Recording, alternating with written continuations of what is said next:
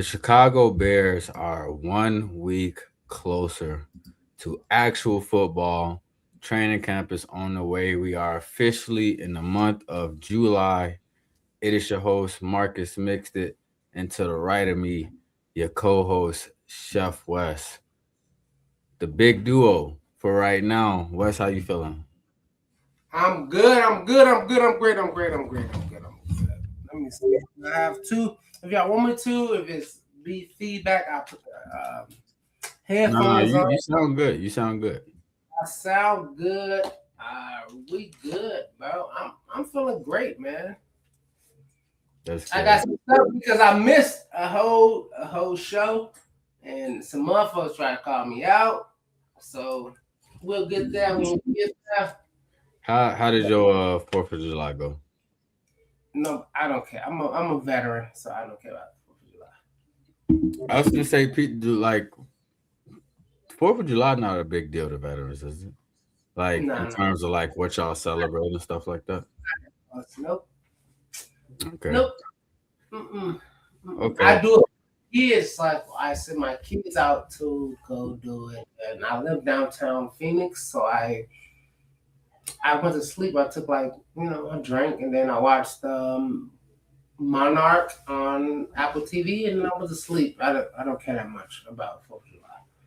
Yeah, so for me, like my family I had care about. family over. Like, we host a lot of like holidays and stuff at my house. So family was over and stuff like that. Normal, you know, kick back and chill type of day or whatever. We don't got a lot of little kids in our family no more. At least not right now.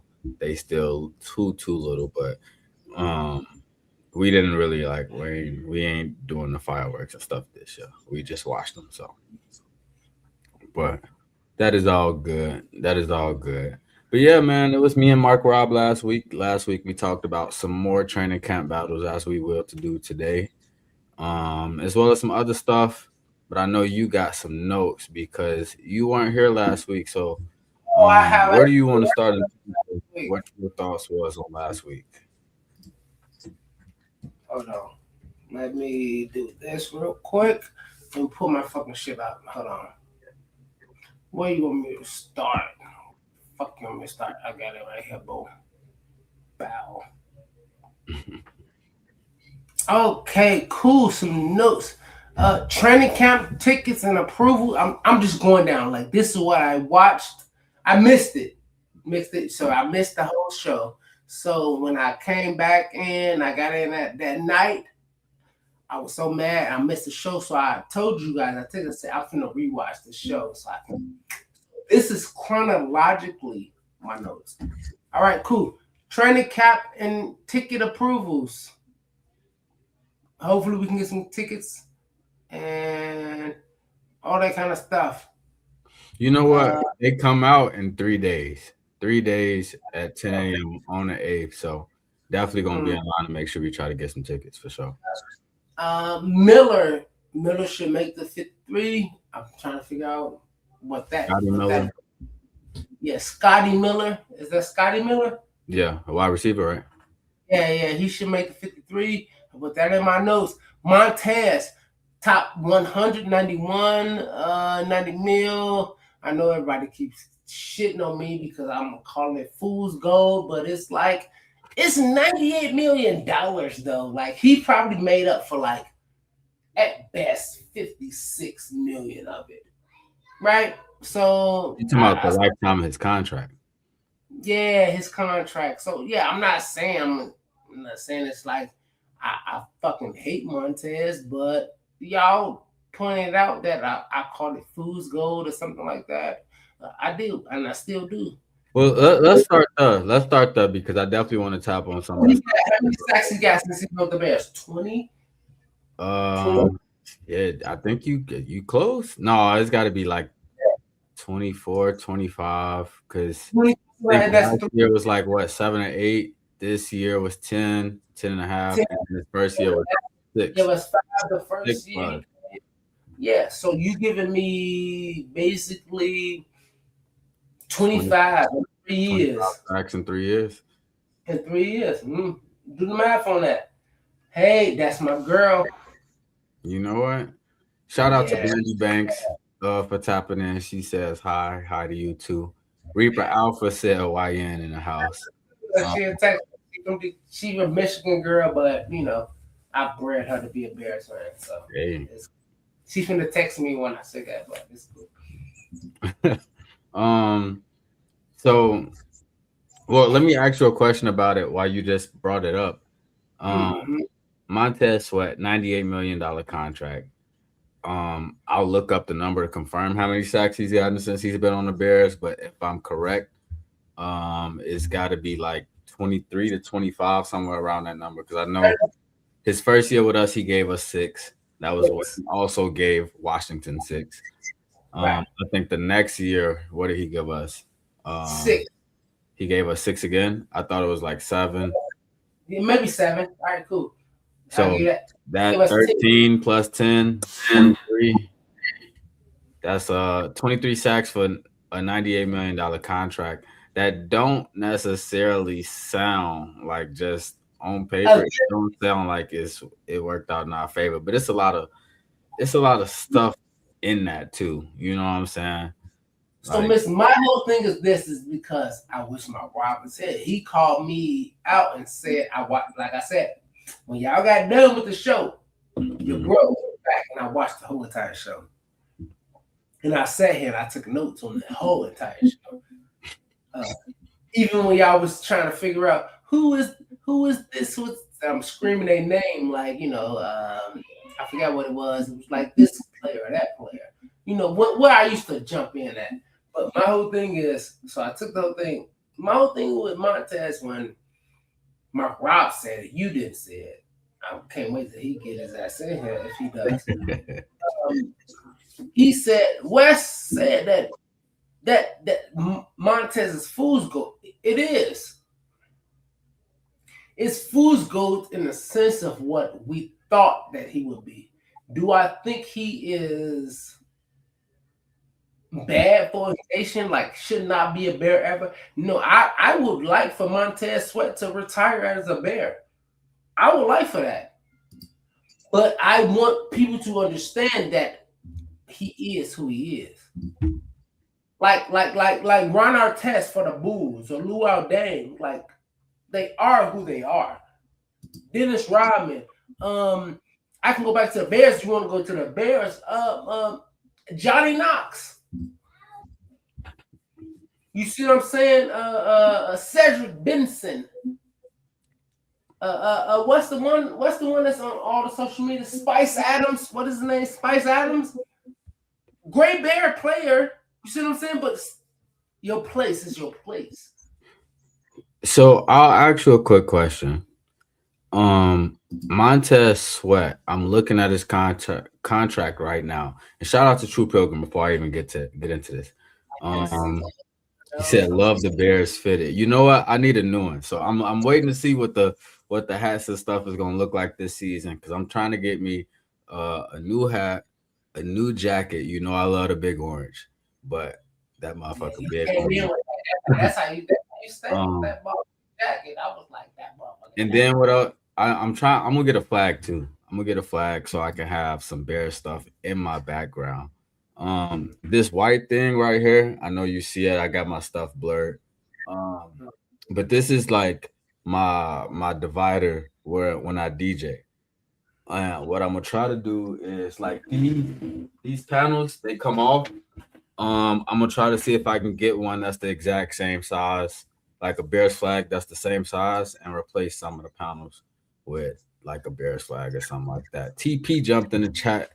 What's good, bro? You already know we back at it. We back at it. It's almost training camp. How y'all feeling over there in New York, man, with Jackson Dart and y'all team coming back? The way is, my God. Now, let me ask you this question real quick, Wes. Uh, I just looked it up. Just off the top of your head, tell me how do you feel about this? Montez Sweat, he is the 11th highest paid edge rusher in the mhm. league with with the value of his contract being at 98 million. It's only 10 people ahead of him. I'm gonna name off a few. Michael Parsons is number one, Aiden Hutchinson number two, Nick Bosa number three, Will Anderson, TJ Watt the next two, and then you got Max Crosby, Jalen Phillips, who got paid crazy this year, by the way. Um, how do you feel? How do you feel as far as him sharing I guess such a big piece of the pie in terms of the edge market? Do you feel like he like because you said he's fool's gold? What do you think about where he like how he played in comparison to some of the big names that you hear on that list? No, no, no. When I say fool's gold, I don't mean like he's not performing. When I Right. say fool's gold, I mean it was just like JJ or DJ. Like when we pay both of them, it's like they're great. Jalen Johnson's a great cornerback. DJ Moore is a great and not great.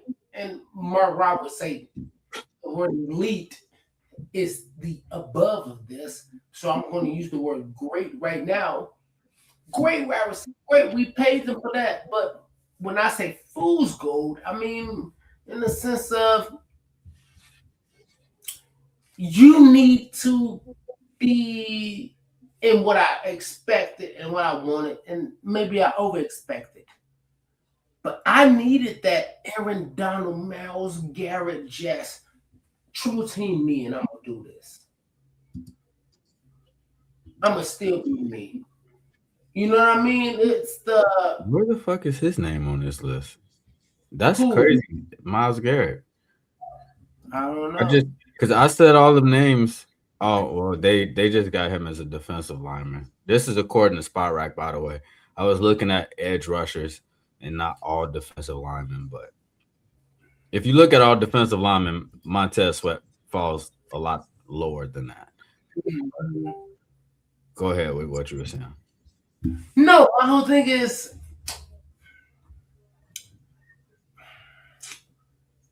it's hard to explain to people. I mean, from the outside looking in, maybe yeah. Like I get what you're saying though. You know what I'm saying? From the outside looking in, or even from people that have their genuine opinion when I say like, yeah, look, I mean, do even if he, you know, other than like 25 more sacks ish on his contract, kind of ish, we gave you $98 million off 7 sacks. Right? You see what I'm saying, Mixed? How does that sound? Yeah. It That's do but sound crazy when you put it. Bears fans will shit on the Bears organization for giving Dio 48 million for 8 sacks. Okay, so just thinking about it, now you know the number he gave, which we'll say we'll give him, a little bit extra and say it was 25 that he gave us. What do you think is an appropriate number instead of 98? No, he got what he's supposed to get. I'm not saying he didn't get what he's supposed to get. I'm Okay. saying like, as a Bears fan, like that's what the Bears got. Okay. Now if I you get what you're hey, saying, yeah. he had 12 and a half that year, right? Right. So gave him 98. Right. Cool. Fine. He went through a year of I think he was he there for the last Justin Fields year? I think he was there for the last Justin Fields year. Correct. Yeah. Just terrible. Which why would I come to work? Mhm. I'm not gonna beat my body up for this shit, right? Cool. Then he came back on the Oh Caleb year. man. You see It what I'm does. saying? So just going off of what it actually is, and I just looked up the number so we could be a little bit more accurate. 2023, he gave us six. He gave the Commander 6.5. 2024, final Justin Fields year. Um, no, that was Caleb's rookie year. That was Was that Caleb's. kind That of was Caleb's rookie year. 2023 when he came was Justin Fields' final year. So yeah? So 2024 Caleb's rookie year 5.5, and then rookie 10 this past five and year. a half, and this 5 years he had 10.5. Right. So tell me what my fool's gold concept of you gave the Chicago Bears 6.5, and then you get Caleb 5.5. I think did you say it right? His rookie year, you gave him 5.5, Hmm. and then you gave him 10.5. So in 3 years, you gave us 20 sacks. And we Basically should have 21. had 21. at least 26, 25. You gave us how many again? 21. 21. You only 4.5 sacks, Montez. So calling me fool's gold is unprecedented. I'm gonna jump in right now. I'm gonna jump in right now Oh my What God! is Here we before good, y'all keep Mark going go. Rob? any Shout further. out to Craig Carter who just said bear down in the chat. Look, I appreciate y'all fellas getting the show going, getting it rocking. I'm a little late, but I'm here. Better late than never. I see. Look, I pulled it up once I seen y'all went live. I listening while I was trying to race and get back into my studio. I'm gonna skip the all the ceremonial introductions. Look, I just want to clear something up, Wes. I didn't call you out for all I No, did was reference. You said 98 million worth of. Hold on. You the said 98 million worth of bullshit, not fool's gold. I'm gonna correct that. Mixed it. You was on the show, so I mean, you probably should have corrected him before I got in here. It wasn't fool's gold. He said it was 98 million worth of bullshit. Which I look. I agree. I wasn't calling you out. It was just like I was I throwing think I was something out saying there that something along the same lines throughout the season too. Like it it was was a quiet 10 sacks. it was a notion surrounding his name that not just West, me, myself, you, and a lot of other Bears fans, we didn't get our money's worth. It was $98 million, but what we was trying to do was praise, like we praised DJ when he got his contract. We was trying to praise our guys that's here. You on a 98, 91, you 91 out of 100 on the top 100 list. Praise them. That's all I was trying to do. Was not trying to call you out because if that'd be crazy because I'm definitely one of Montez Sweat I know you was. biggest. My whole thing is I'm just going over my notes from the last show that I missed that I fucking hate that I missed Mhm. that shit. That's why I'm here right now. And Margaret Mrs. say I was early. Our early class today. And I got a lot of notes from the last show. We can get into those kind of things, but we can, you know what I mean? But it was I did feel I still need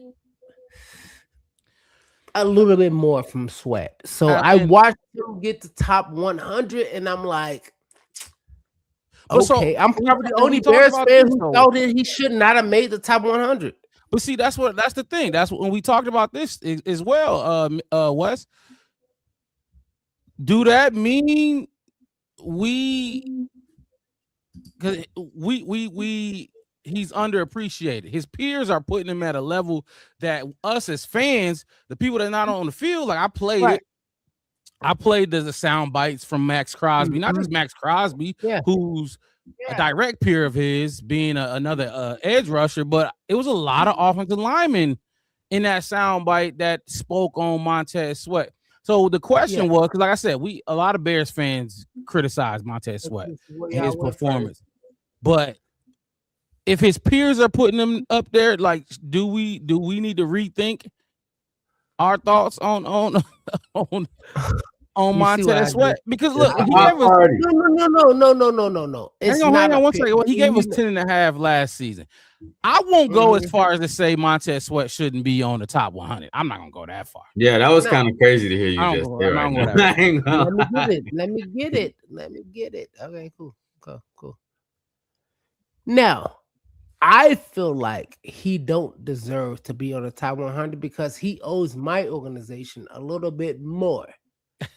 Am I afraid that he's no. Do I don't know? I want all the Bears recognition. Y'all both know I want all the recognitions. I want all the Madden covers and this, that, and the third. I want it all now. Now I want it all. Come and get it. My whole thing is because I was talking to somebody outside of that on Twitter, and it was like, yeah, but what did he really do? And I was like, yeah, I feel you. Like he had this year. You see what I'm saying? So I can compare to other players and other kind of things, but my whole thing is, all right, enjoy that 100, but yeah, it's fool's gold because we gave you 98 million because you gave the Commanders 6.5 sacks. He gave them That's not 6 hard and he to gave do. us 6 as well. That's same. He was the first to Right. lead That's two not hard to teams do. in sacks. But the thing is, like I said, I didn't disagree with you. I don't think Mixed did either. It was just None of y'all I was trying to did. put in here they go. They coming in. You They jumping in here. you Mix it, throw said, those you comments said, up you there. said it was the West Fool's Gold. No, I it wasn't watched Fool's you Gold, West. You say said 98. I referenced your $98 $98 million million. worth of bullshit. That's what I referenced. That's what It you said. wasn't Fool's. Bullshit. That's what you said. $98 million of bullshit. What y'all said. I watched the show. I did it. All right, Well, cool. whatever the F you want has a question for you, Wes. All right, What hey who Wes, you what think to is say? underachieving more, Montez or your boy Rome? All right, no, we not doing. Look, we not we not answering that. We're not doing that Montez. right now. Nah, Come on. I I already I got a wanted note to for this see one. what he was I got a doing. note for letter. Underachieving, period.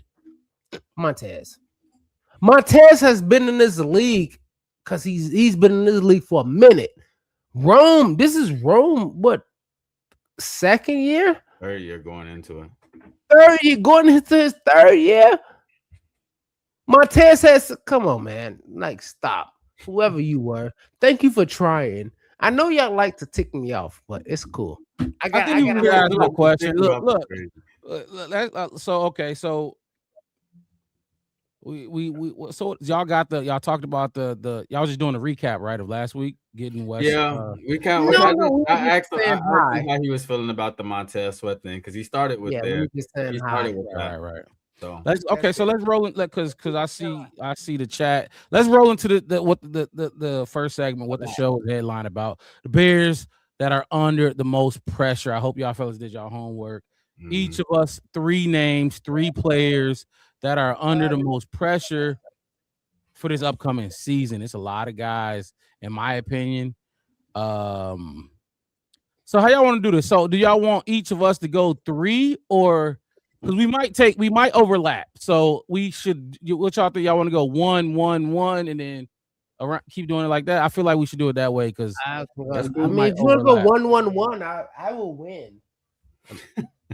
all right, that's cool though. Let's do it. All right, cool. I got one person that y'all gonna pick, and then my other probably 2, and I know that the other my third y'all will not pick for sure. Okay. All right, let's kick it off. Let's Then. go 1-1-1. How Let's go about this? 1-1-1. Come on, You want to let's go play first, this game. Wes? Of course. Mr. MIA. All right, cool, Mr. MIA. Thank you so much. I'm going to throw out the first person under pressure is Tyreek Stevenson. Okay. Easy layup. Yep, look at y'all. See, that's why I say easy. I do this. Tyreek, of course he is. He's under the most pressure. He was under the most pressure last season. Is It this didn't year show 4 me for Tyreek? nothing. Huh? Is this year 4 for Tyreek? Mm-hmm. Maybe.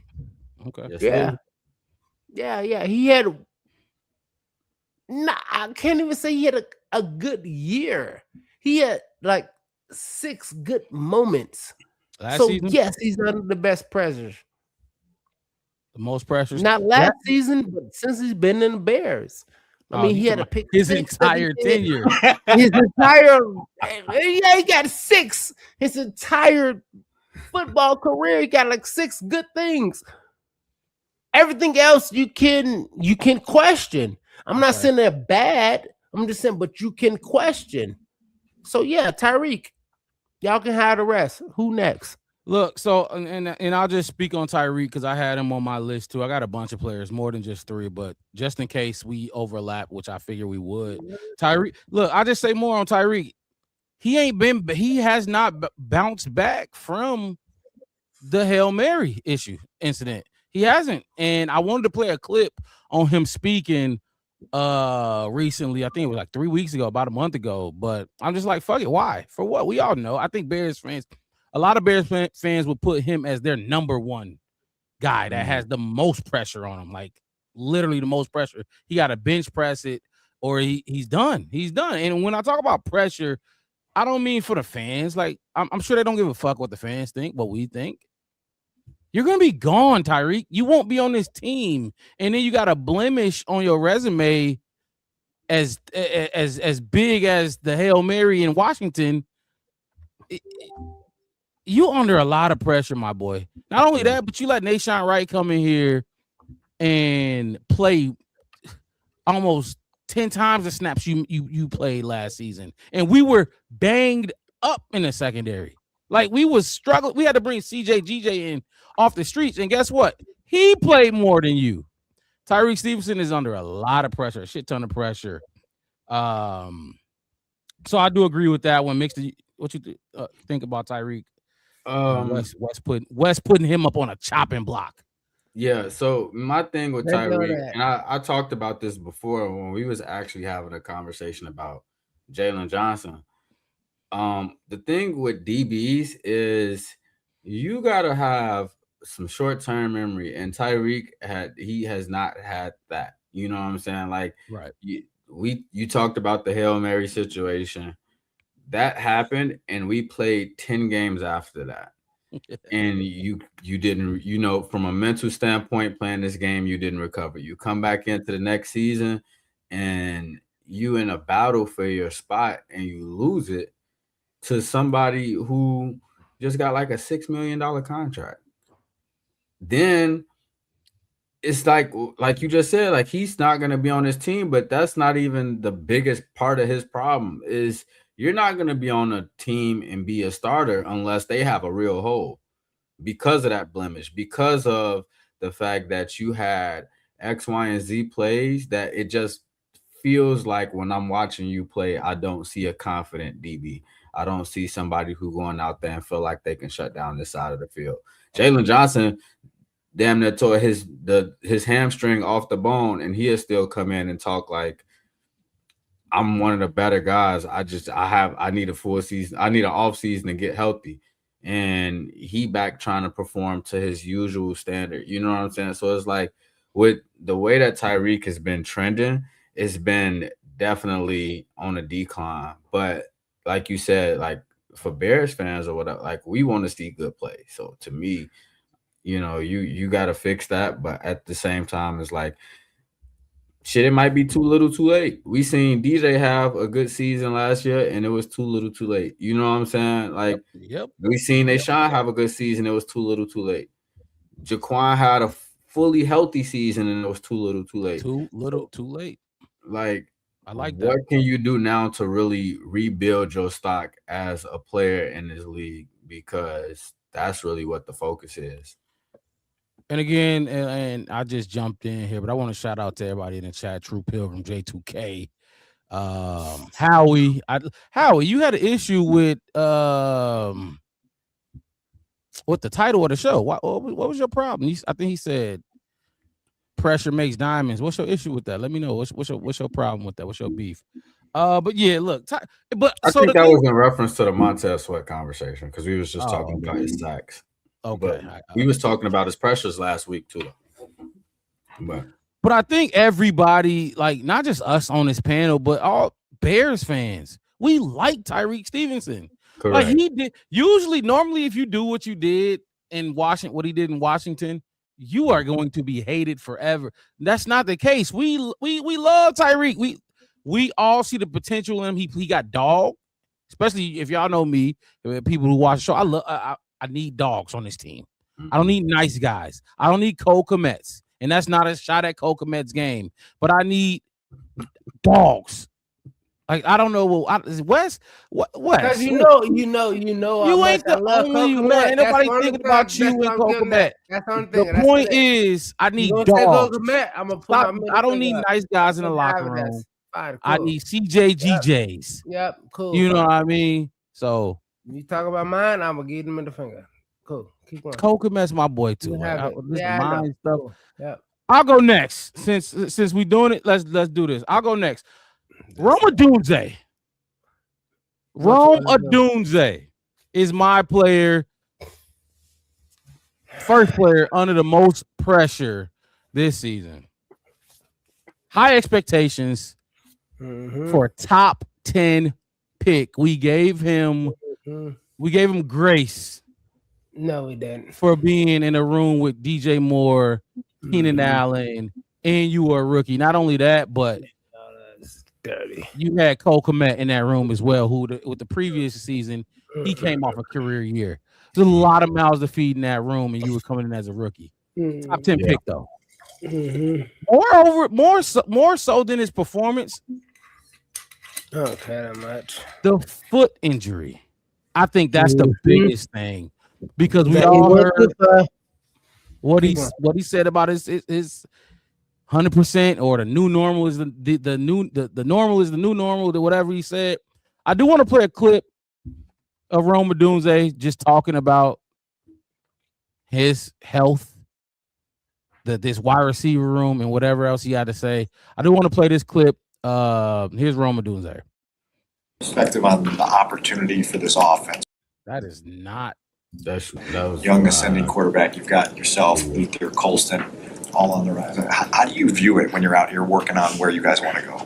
Man, I view it as like we like a young core. We like some hungry dogs in this league. Ready to get after it. Really, we got a lot of young players that have a lot of on our plates, and I feel like that's good for us. And maybe expectation of young players in this league is like mental and different mistakes like that. I think about a month ago. We're excited for the opportunity and trying to exceed expectations for younger players in this league and this younger core. So, the goal is the Lombardi Trophy, regardless of where they're at, and that's every single year. Going back to Dan's question about focus on the draft, do you think that was a component with the injury while you kind of nursing as you run through your routes, trying to figure out how to plan, how to do this? That's on your mind. You think that takes your focus away for just a second and maybe cause some of that? I think there was definitely a little bit of that. I was rehabbing the foot. I've never had really, injury like that before. That was kind of prohibiting me in that way. But I'm the type of person at the same time that don't want to provide those excuses for myself at the end of the day. So it's like, if the ball's not caught, the ball's not caught, regardless if I'm running on one foot or whatever it is. So that's my standard. That's my expectation, and I didn't do it well enough. Is that fully 100%, and is it something that's will continually have to be monitored still? I mean, I feel like if you break a bone, you always got to, make sure you're on top of it. I continue to do rehab on it, make sure I'm keeping it strong, and that's both feet, whether it comes to, the different exercises that they give me in the rehab as well that I do off the field. But I feel like, you got to stay on top of it, regardless of if it's 100 or not. I feel like it's hard to say it's like 100. I feel like when the Super Bowl and we win that and we raise that trophy, it'll be 100. Ron, what was your reaction Say that again. What was the point where it felt normal to you to run on it? It felt like Felt normal. Felt usual.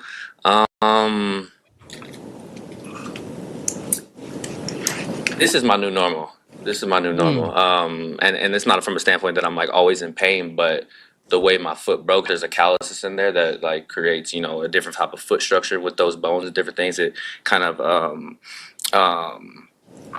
shifts things around. So my new normal was kind of what I, am growing into. And I don't think that's anything that's going to prohibit me or keep me from making plays. But I feel like with the break, it's just like, when you tear your AC, it's never really back to normal. Shout out to Keenan with his, his little, what I'm saying? It's a little different, but we go on. Did you ever need surgery? Did I ever need surgery? It was a question. It was a question. I feel like the doctors advised that it was something that we can monitor, but they definitely felt like it was able to heal without surgery. So That's kind of the process I went towards, just because I don't like putting any metal or rods into my foot. So I don't yeah, blame you. it was a question, but I feel like the process we went was adequate. So look, it was a lot in there, and it was straight to the point. He wasn't beating around. I made sure I got the important parts I wanted to talk about. He basically told us he got a different foot. His foot ain't shaped the same. His foot shaped different. It healed, and yada yada yada. But look, fuck that. Fuck all.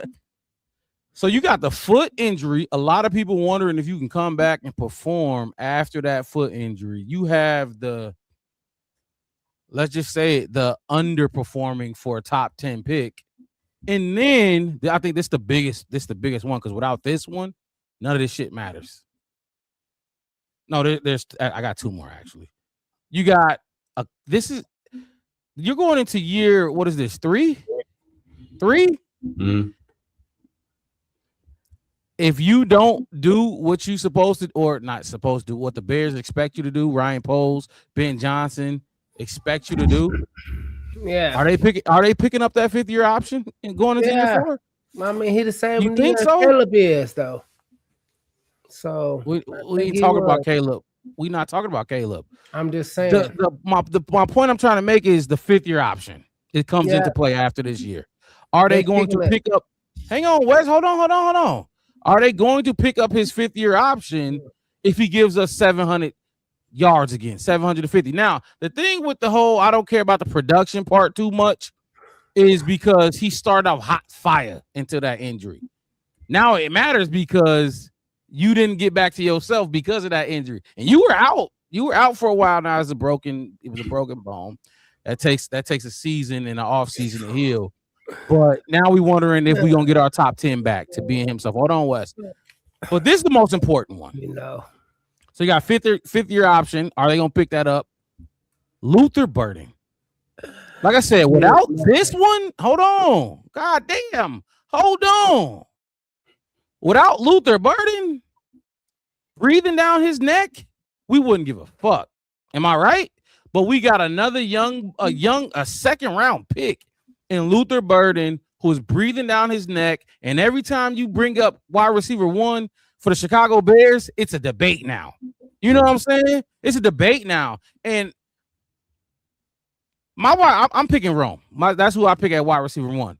But it's a debate now, and that's the thing. You're making way more than Rome. I mean, Luther, if they pick up your 5th-year option, they paying you a lot of money, a shit ton of money for that.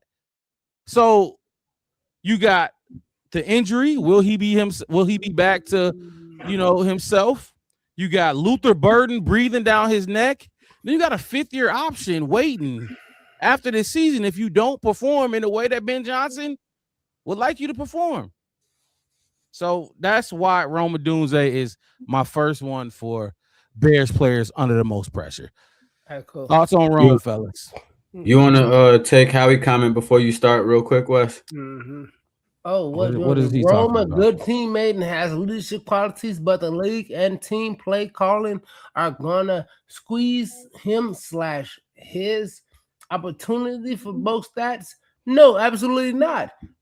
It's a difference because what people think wide receiver 1 means like Terrell. It is like Jerry Rice. It's like Moss. It's wide receiver number 1 is these. That's what they're saying. But I can tell you this much. I watched Tom Brady, who's the best quarterback who ever quarterbacked, right? His best wide receivers is Danny Amendola, Wes Welker. Those guys, those 7 to 27 yard catchers every single time, receivers. That's what Rome Odunze does. And now don't get me wrong, I do want that over the top guy from him. But please stop acting like that LB3 is number 1. He's not. But see, that's my thing. And because why is Luther like? There you go. Thank you. I talked about the 5th-year option. $22.7 million. You think I brought up 5th-year option for just to bring it up? Fuck no. After this season, it's gonna be if he does not perform, I promise you, regardless what I say or not, this is going to be a huge decision. But if he do he get 22.7? They won't. They'll decline the 5th-year option. If he catches for 1,200 yards this season, does he deserve 22.7? If he catches 1,200 yards, yes. Sure, why not? I mean, if okay, then fine, cool, got to get. All right, but didn't get that much. What was the point? Right. Well, so here's my thing about your take, Wes. You spoke about Tom Brady having guys like Danny Amendola, Wes Welker, as being those guys. Some of those guys that we accustomed to talking about when we talk about the Tom Brady. We're not accustomed to talking about that. Tom Brady made us accustomed to talking about those. We were talking about how we got there doesn't matter because we're not talking about Caleb Williams. But what I'm saying, the problem that I have with that take is those two guys that you just named. It's three of them. One. Hold on. Let me tell you though. Let him get it off. Two guys, not just one of them. Both of them were UDFAs. And Rome is a top 10 pick. So when you look at Rome, as much as I like Wes Welker, as much as I like Danny Amendola, for a top 10 pick, I need more than Wes Welker and Danny Amendola. You know what I'm saying? Like if Rome is just one of those two guys, then he didn't live up to the top 10 pick. That's not to say that he's not going to be a good football player, but obviously that's not what you looked at when you picked him number 9 overall. You know what I'm saying? And then the 5th-year option part too, that is a big deal because huge. He's gonna have to do. You just said if he makes 1,200 yards, would you give him that? Yeah, but that's what I expect him to do that in order to get the 5th-year option. We can't be talking about Danny Amendola and Wes Welker, and we talk about no. My whole thing is for other people and people that I know. They like, oh well, that's his. Go ahead. Basement. He's a Danny Amendola like. Ooh. I'm saying what I've studied and what I know. That's what they said. The bottom of him is, and I'm telling you, he is 1,300 yards, 17 touchdowns. Kind of player, so he deserves that. So when you say like, oh well, he's top 10, yes, he is. Right. Just like I expect all of our top 10, right? Willis, Caleb. I expect my top 15 draft picks. I don't care who drafts you to be big ass dogs. That's my Rob would tell you, and I expect him to be a big dog. So when you compare him to a Luther Burden who dropped down to the 2nd round, that's a problem. But see, I wasn't comparing. I'm saying that's a reason why I'm gonna take this down. He's a bear under the most pressure. You got to do now. If Tyson Bagent was really pushing Caleb, and it was Caleb was trying to figure it out. Hold on. Caleb would be on this list. Honestly, like I said, I got more than 3 just in case we overlap. Caleb's not on my list nowhere. If Bagent really was pushing him, he would be. But guess what? He's not. So Luther is. That's what I'm saying. Like every time we talk about who wide receiver 1, what Wes, you speak on it. Like you speak. Tight ends. I got tight ends on my list. All right, hold on. Hey, don't go too far. Okay, so let's move past it. Let's move past the Roma Doomsday thing because like I said, look, I think he's wide receiver 1. He's under pressure though, and he's not the only one. Being under pressure just can like it's a lot of things that go into it. Like I said, Luther Burden, 22.7 million. I need if you're gonna get that, I need it. So that's my Roma Doomsday. Wes went with Tyreek Stevenson and mixed it. Who is your number 1 for players? Well, y'all already did say well, I guess if we're gonna go top person.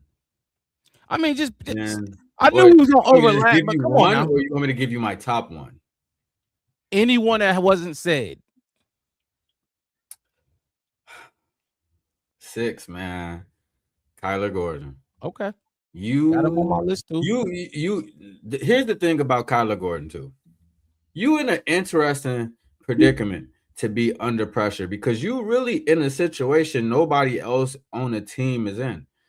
Kyler Gordon is really like the only person that we really have to play that nickel spot that we know can give us good time. Like he can give us good play. We just need you healthy. And they don't have a whole lot of quote unquote, they don't got a lot of backup for you. So when you look at it, it's like they kind of need you to essentially be in that Jaquan Brisker spot from last year. We need you to give us 17 games. We need you to give us a healthy season. Now, do I feel like he's going to do that? I'm not really betting on it because he's not healthy in his current standpoint. You know what I'm saying? Right, but this ain't about like whether we think we could, but just keep going with why he's on why you put that flame under him. Why I got a flame? So the reason is not just because like it's somebody else pushing up for his spot or something. Mm-hmm. It's really because of how much responsibility you got. Y'all know, like I know, when we played in the playoffs and we had 6 on the field, that defense looked considerably better, especially in the Rams game. Now, we lost to the Rams, cool. But when you got Kyler Gordon on the field and somebody at that nickel spot that can make plays, then it changes a lot of what Dennis Allen is able to do with this defense. It changes how he's able to cover some of these guys, how he's able to create pressure, how he's able to get home with some of these guys. Kyler Gordon came off an injury and gave us a playoff sack. You know what I'm saying? So it's like your role is a pivotal role in Dennis Allen's defense. So just for the sake of like the ceiling and the floor for this team, we need you to, you know what I'm saying? We need you to be healthy, and you under pressure just because of that. And again, he back in that same spot that we just was talking about with Rome. Like, how if you're not healthy, if you're not able to give us production or whatever, then you're gonna be on the outside looking in, and it's already looking exactly like that per what Ben Johnson said in his press conference. And when you come back from whatever the fuck it is that is keeping you out, I need you to be at the top of your game, look better than ever. And I don't think Kyler looked like that when he came back and played for us last season. He was a little slow. Another thing, Ben Johnson, dude, Ben Johnson has constantly talked about how much he does not know this man. He hasn't seen this man. He said the same about Jalen Johnson, but Jalen Johnson showed up and he has not seen him. He does not know him. He doesn't know what he's about. He don't know if he sitting out because he's scared to play through, or he just don't. That's not in his DNA to fight through an injury. He don't know this about this dude yet. You know what I mean? Ben Johnson constantly talked about it, and to come out here and play the amount of games you played after getting, what do we pay him? This was after this the first year on the extension. This was this same first year, 30 million. What was it? 30, 35, whatever the fuck it was. It's just, and look, it ain't your fault you got hurt, but you gotta do something to get on that field. Unfortunately, you know what I mean? It's not like he wanted to get hurt, but unfortunately it's part of the game, and we can talk about it as if, you know, we talking about any other thing when it comes to your game or how what your makeup is. We need him on the field. We need him on the field. You just got paid, and Ben Johnson sees it. Ben Johnson ain't gonna wait around for you to get healthy. Trust me, he's not gonna wait around too much longer for you to finally take care of the soft tissue issues and get on the field again. Just like we talked about with Tyreek Stevenson and even Rome Odunze. We love these players. These are these are our guys. These are homegrown talents that just got some pressure under them. Yeah, you see the headline of the show. My bad. You see the headline of the show. Pressure makes diamonds. Guess what? it also bursts pipes. So Facts. which direction you gonna go in? So go ahead, mixed it. Yeah, I just think as far as he goes, that's like my biggest concern for the defense. Like when we look at what the defense was last year, I just felt like when when we were confident with what we was getting out of our nickel play, we looked different. Even when CJ came in and he was making plays to start, like we talked about it last year. Like he came in hot, he was making plays, he was getting stops, and after teams got about 3 or 4 games of tape on him, a lot of that noise cooled down.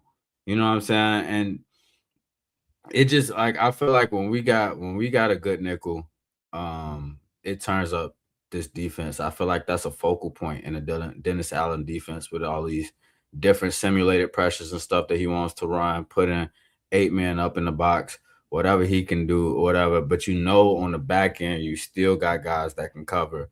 That allows you to continue to play aggressive. So that to me, I think that's why he one of the most under pressure is just because you got a lot of responsibility for um what they able to do with this defense, how complex they able to get, all those different things.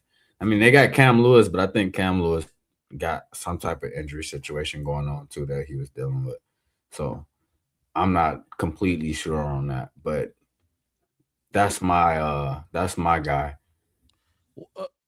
Wes, what thoughts on Kyler Gordon and him having a flame under him? I mean, I think that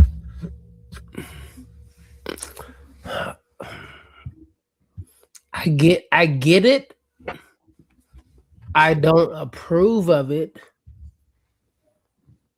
Simply in the sense of like, hey, if he's 100% healthy, are we talking about him?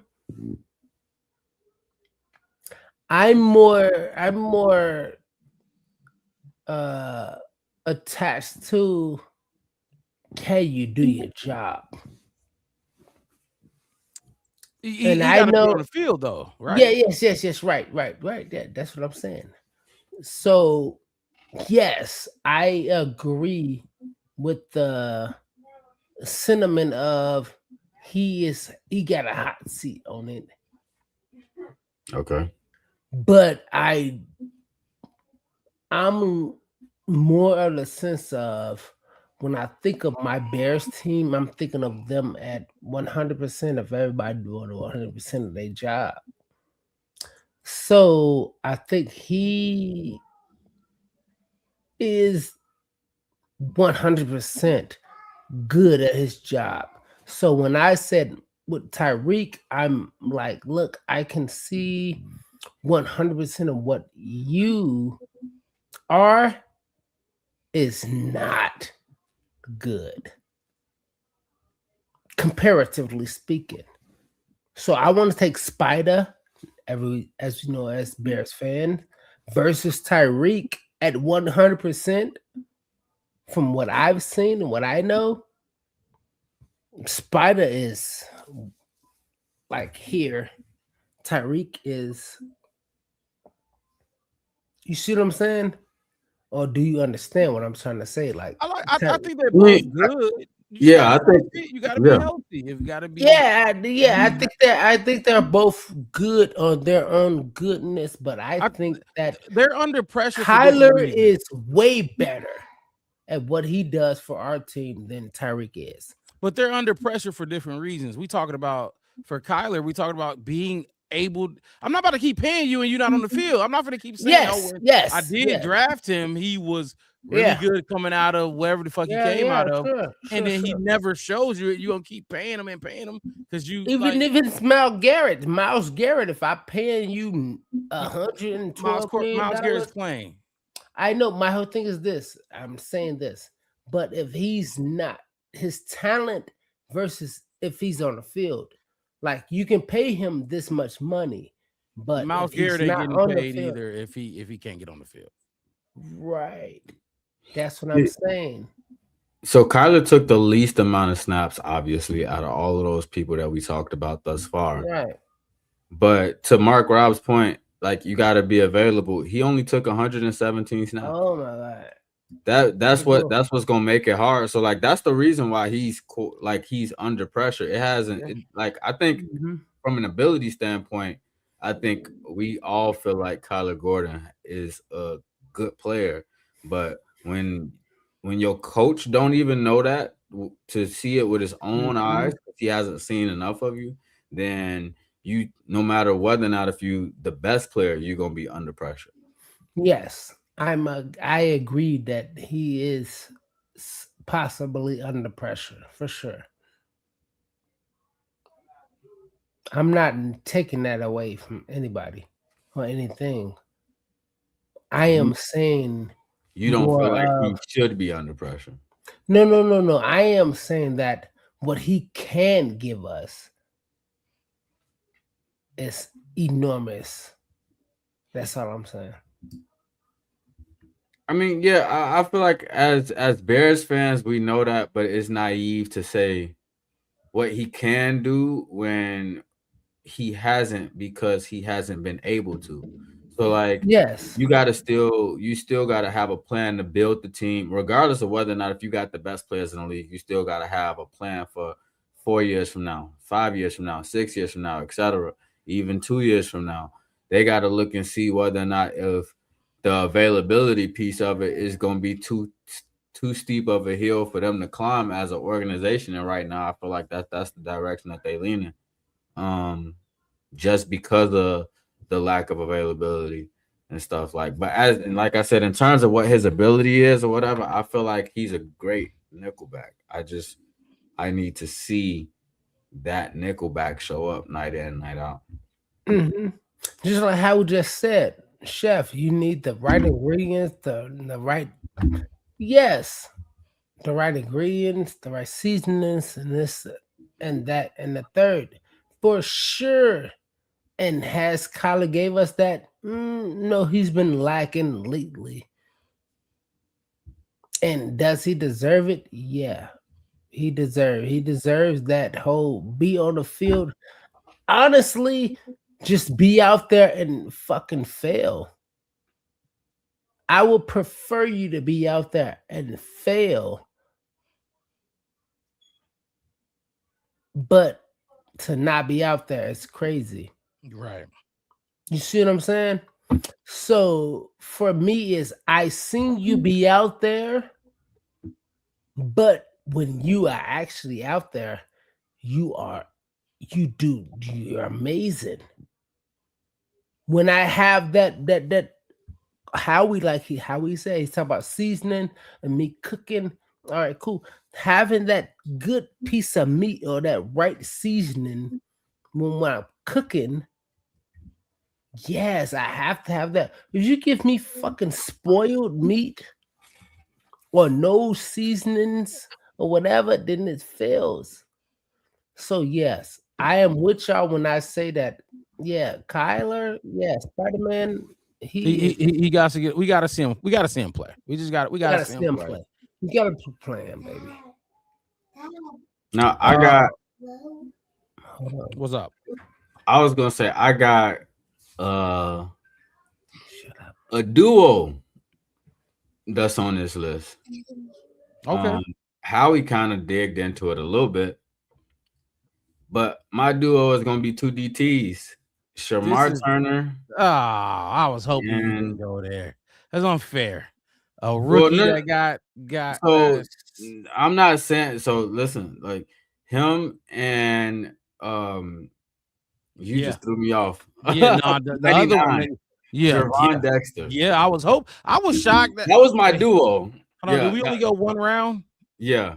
Okay. I'm about to say So Javon was gonna be my next one, so go ahead. yeah. So again, the reason why I brought up Kyler first is like I said, like I feel like he's under pressure because of how important his role is to this defense. Yep. But so are these two guys Yeah. because you don't have like these two rooms, at least in my opinion, have some of the worst depth behind them. We don't have really no depth that we've seen with our own two eyes at nickel because it's Cam Lewis and Malik Muhammad behind Kyler Gordon. don't know what they look like. And then And you you got heard how Javon Malik Dexter. Muhammad, he don't want to play. He don't want to play there. Malik Muhammad, you can hear it. 100%. Yeah. He doing his rookie duties right now, but he want to be outside. Exactly. Oh man, hold on. My camera. Can you still hear me?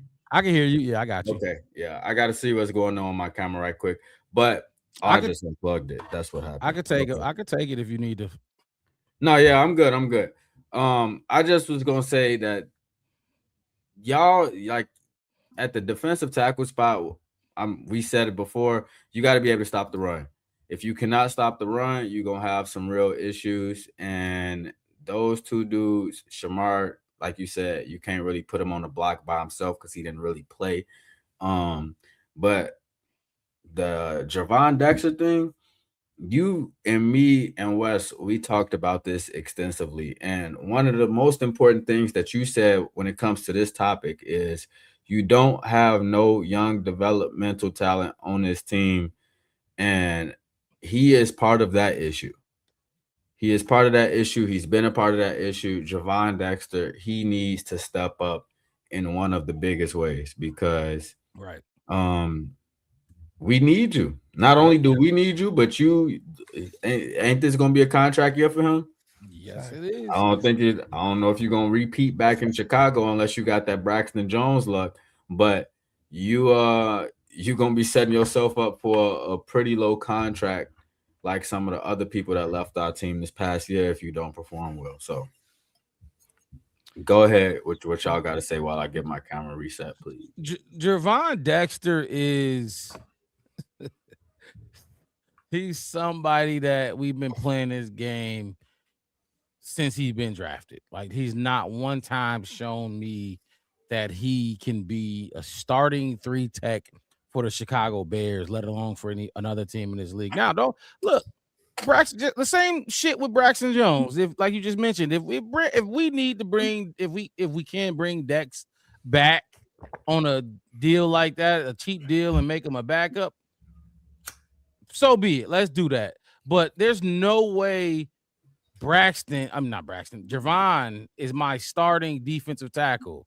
No way, shape, or form. But the biggest thing for Javon though, like you mentioned, it's a contract year for you, buddy. I can't save you. Like it was who I forgot who we was talking about earlier. Oh, Kyler. It don't matter what we say, what we think. Ben Johnson is saying this shit. You know what I mean? Yeah. We can't save you. If you don't perform, I guarantee they're not going to pay you to be a starting 3 tech in a 4-3 defense. It's not gonna happen.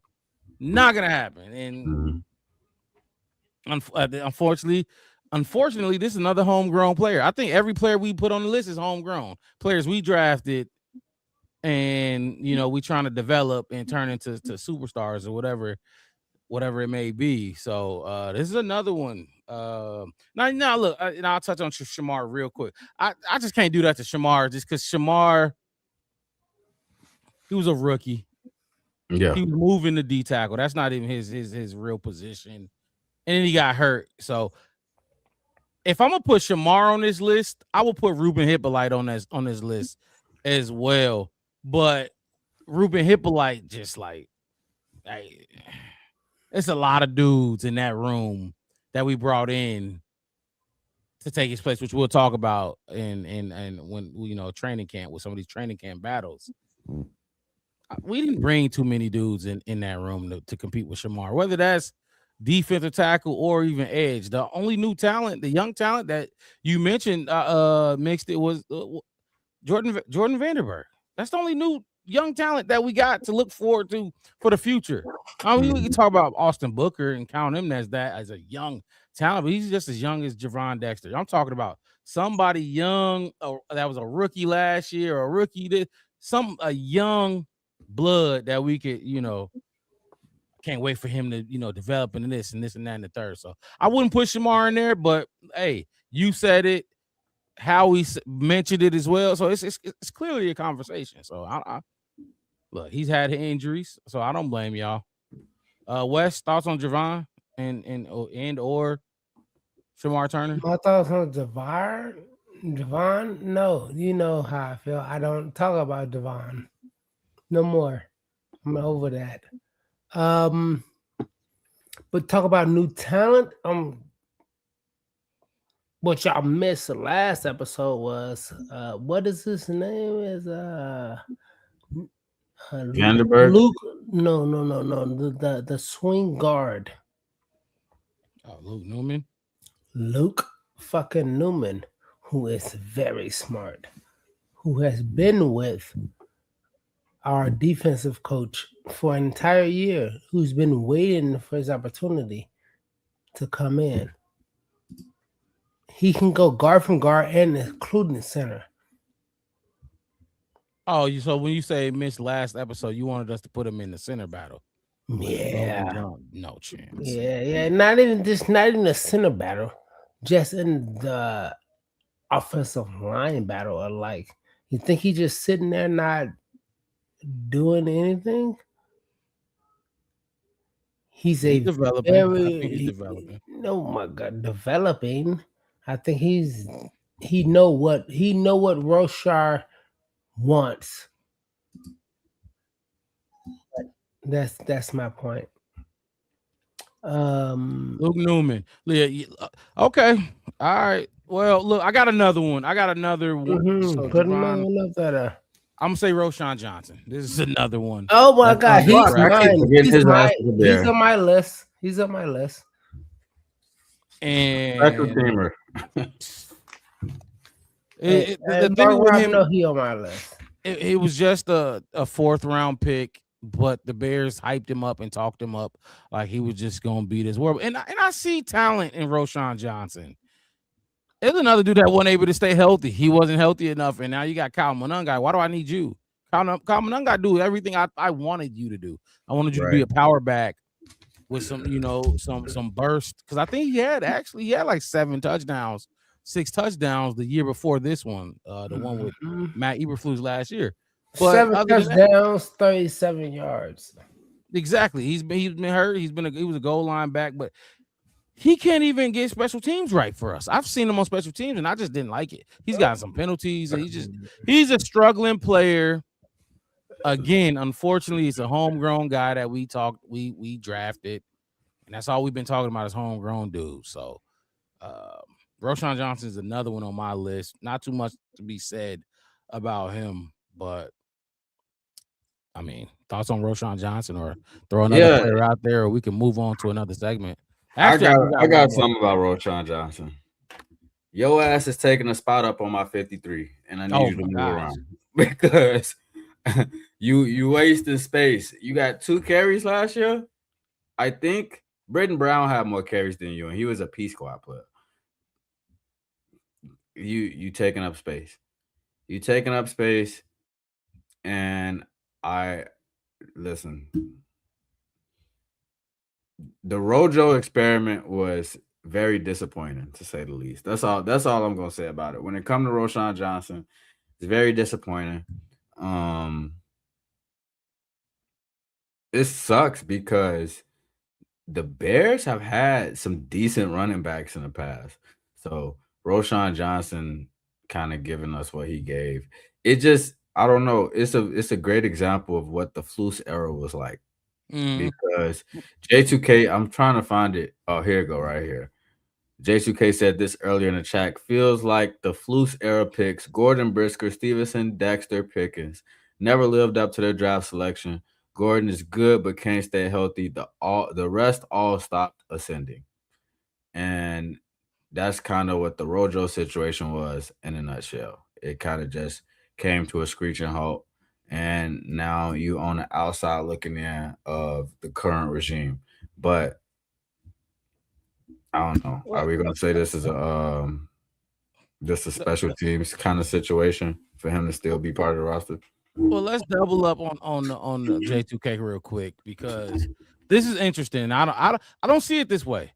He said you all don't think Thieneman is under pressure. He has to start. And that, in my opinion, is a lot for a rookie day one. Why is that a lot for a rookie day one? Not in the first round, it shouldn't be. They're going to be tossing that shit right to him. They're going to be tossing that shit right his direction. They're going to test him.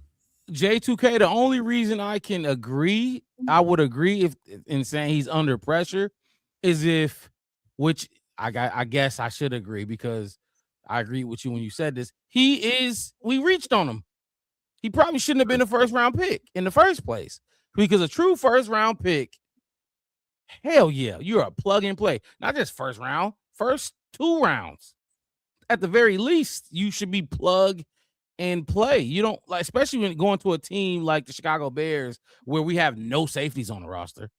You got to be plug and play. So I understand where what you're saying when you say he's under pressure because he's starting as a rookie, but then I don't because why the fuck not? Why shouldn't you be ready? If that was a left tackle, you think Bears fans will be jumping down Ryan Poles' throat if we had a left tackle or a center first round or whatever it may be, and we thought about benching them or not starting them. So I get it. I do get it. Rookie, but nah. If you in the first round, be ready to go. Be ready to lace them up. Just like it's a new season for another college season for you. Ain't no sitting out. We need you right away. You got any thoughts on the Thieneman? Yeah, I mean, the only thing I can think of for real when it comes to Dylan Thieneman is like, and I'll use Kyler Gordon as an example. You remember when he came back in the playoffs?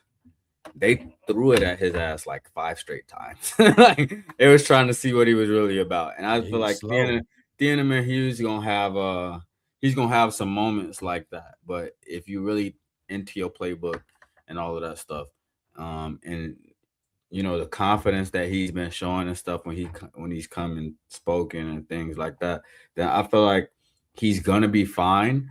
I don't feel like he's not gonna have a big responsibility, but I don't think that that's something that he's not gonna be willing, like that he's gonna be able to combat against, especially when you got a running mate in Kobe Bryant who been around the block to say the least.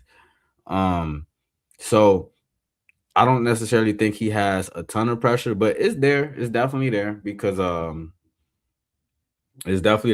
he has like, he don't have the tape that some of these other players have, so they're gonna come your way.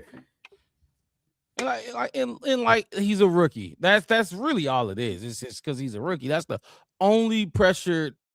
That's the only reason why he has pressure on him is because he's a rookie. And he also said, I think Roman and LB3 both took until week 8-ish to be a part of the offense in their rookie year. Well, LB3 was a second round pick. Right. He was hurt to start. He didn't even really have an off season before that rookie season started. Mm-hmm.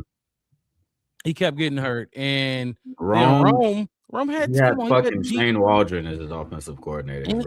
And take it a step further, he had DJ and Keenan. The respect is gonna go to them. And then not only that, but Cole Kmet was coming off a career year in Justin's last season as the Bears quarterback. Rome had a lot to deal with as his now. Look, we could poke holes all night long, but I do get what you're saying. And then he goes, Ozzie took a minute to become a starter, another second round pick. Not even our first second round pick, but he's a second round pick left tackle. I showed the numbers. If you want a left tackle to become an all pro or pro bowler, 70% of the time they probably need to be a first round draft pick. But look, I didn't think Ozzie was a left tackle to begin with. He was going to have to learn. He was a right who had experience playing left in college for 1 season. Yeah, exactly. So he's gonna take some time for him to not only learn because he played both, but obviously he played way more. He was more comfortable at right. He came out and said he's more comfortable at right, but exactly but he'll do what he needs to do to get on the football field. Now, imagine if that's your thought process coming in, and now you got to go against the 8 or 9 top edge rushers that we faced. We talked about it. We had a lot of edge rushers that we had to face this season. Top 10 edge rushers that we had to face this season. Right. If you're a new left tackle, like that ain't even really what you'd like to do, but you'll do it. You can do it. You're serviceable. It's gonna take you some time. And I still think he's not a world beater. He got some work to do. So I like that though. That's an interesting thought to put Thieneman in there as as a player under the most pressure. What is that? Michael Cowell? Michael You got it. Cowell. Yeah. So when Ben shift that line versus the Rams, that was a great move. McFadden at left guard and Tony on the outside. It was a great move. It was a Yeah. great. That was a big reason. McFadden went. He was quiet, just how you want it to be. Exactly. When you put somebody in on your offensive line, you don't want no explosives. You don't want no big plays. Just status quo, and that's exactly what he gave us. So, that definitely was a good move though. Ben moving Tooney. McFadden came in and did his job. Caleb looked comfortable, comfortable enough at least. And it came down to a play. So I mean, I was with the move. I was with everything up until the final read. But it is what it is in terms of that. Yeah. Howie said very few special team snaps for Roshan. Well, why the fuck is he getting paid by this team? That's what I want to know. I don't understand. What are you giving me?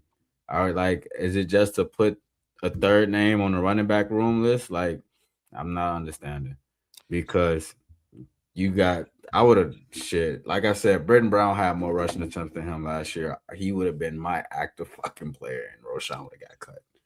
But Michael Cowell said Rams D line was non-existent. I'm guessing that's what that means. Non-existent. Yeah. I disagree. I thought that D line showed up. I thought that was one of Drew Dalman's worst games. I thought they did what they supposed to do. I think we missed like 5 or 6 3rd and 1s and 4th and 1s combined that game. We couldn't get short yardage.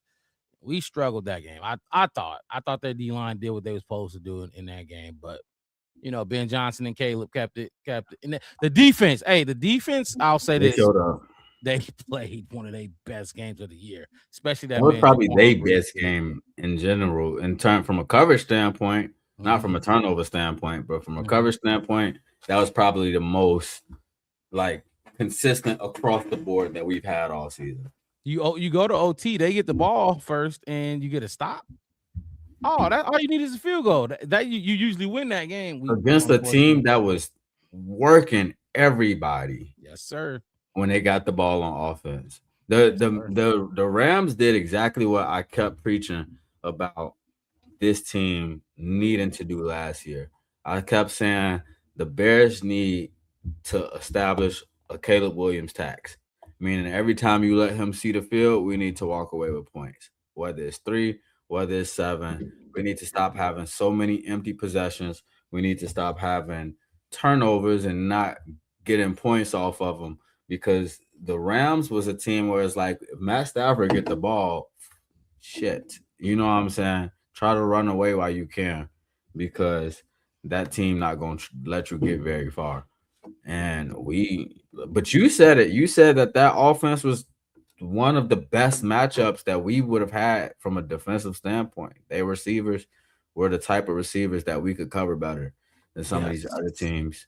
And, it showed up in that game. So that speed wasn't the problem with Puka Nacua and Devontae Adams. And and that's the sick part. And I don't even want to keep. I don't want to reopen them wounds, because we supposed to win that game.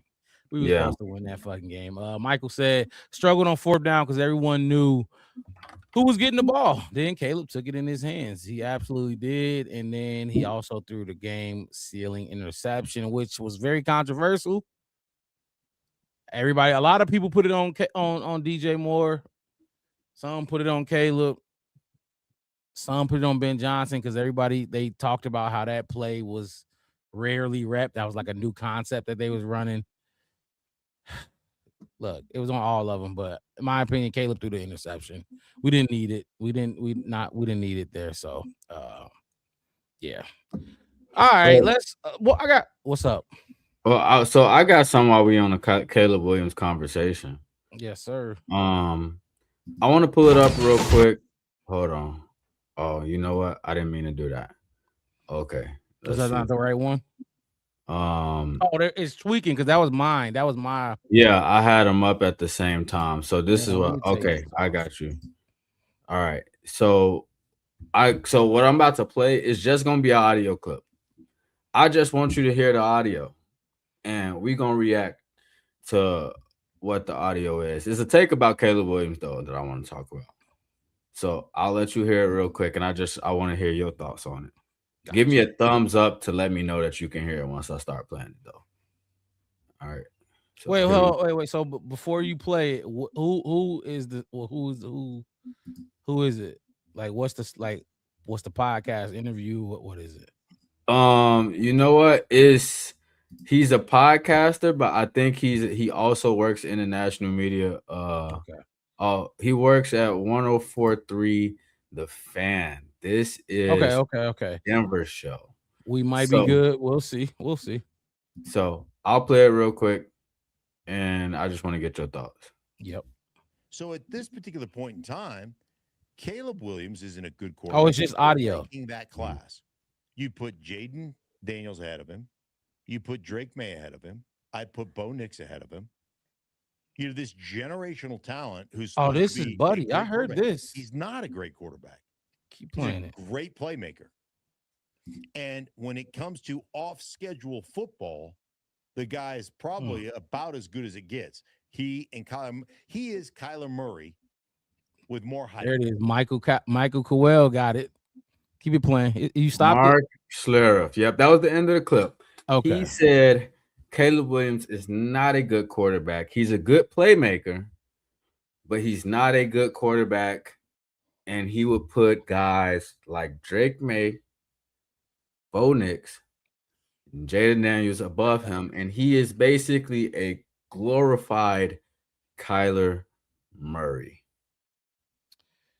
Wow. So when you make strong comments like that, it's not just like, you trading water and you trying to, put out some fluff. Those are strong comments about Caleb Williams, who did what he did. Kyler Murray, really? Like Kyler, I don't think Kyler Murray is as bad as people make him seem. I really don't, but Caleb Williams ain't even in that realm. Like, you could see it. Like, you see how he downplayed playmaking, and I'm gonna just say this right now: some white dudes, they downplay playmaking.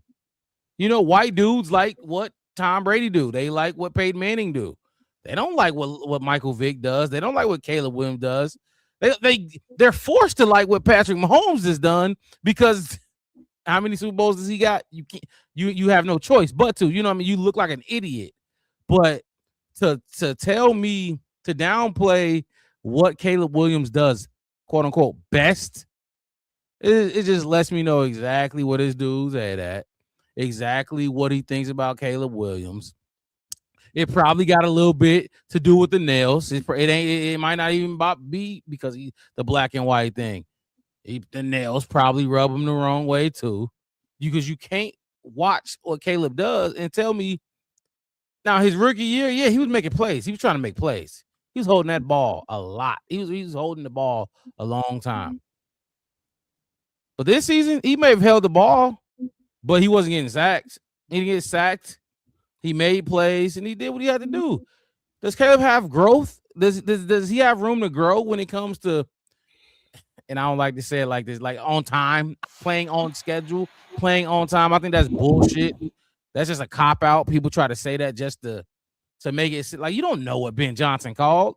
You know what I'm saying? You don't know who the first read is on a certain play.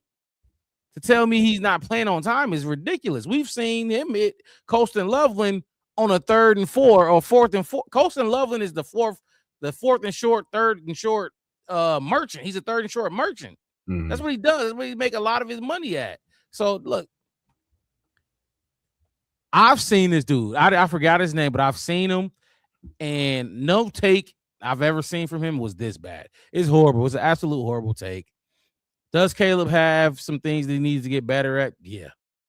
And you'll see it this year. But to downplay his playmaking, like he was like, yeah, if you talk, what'd he say?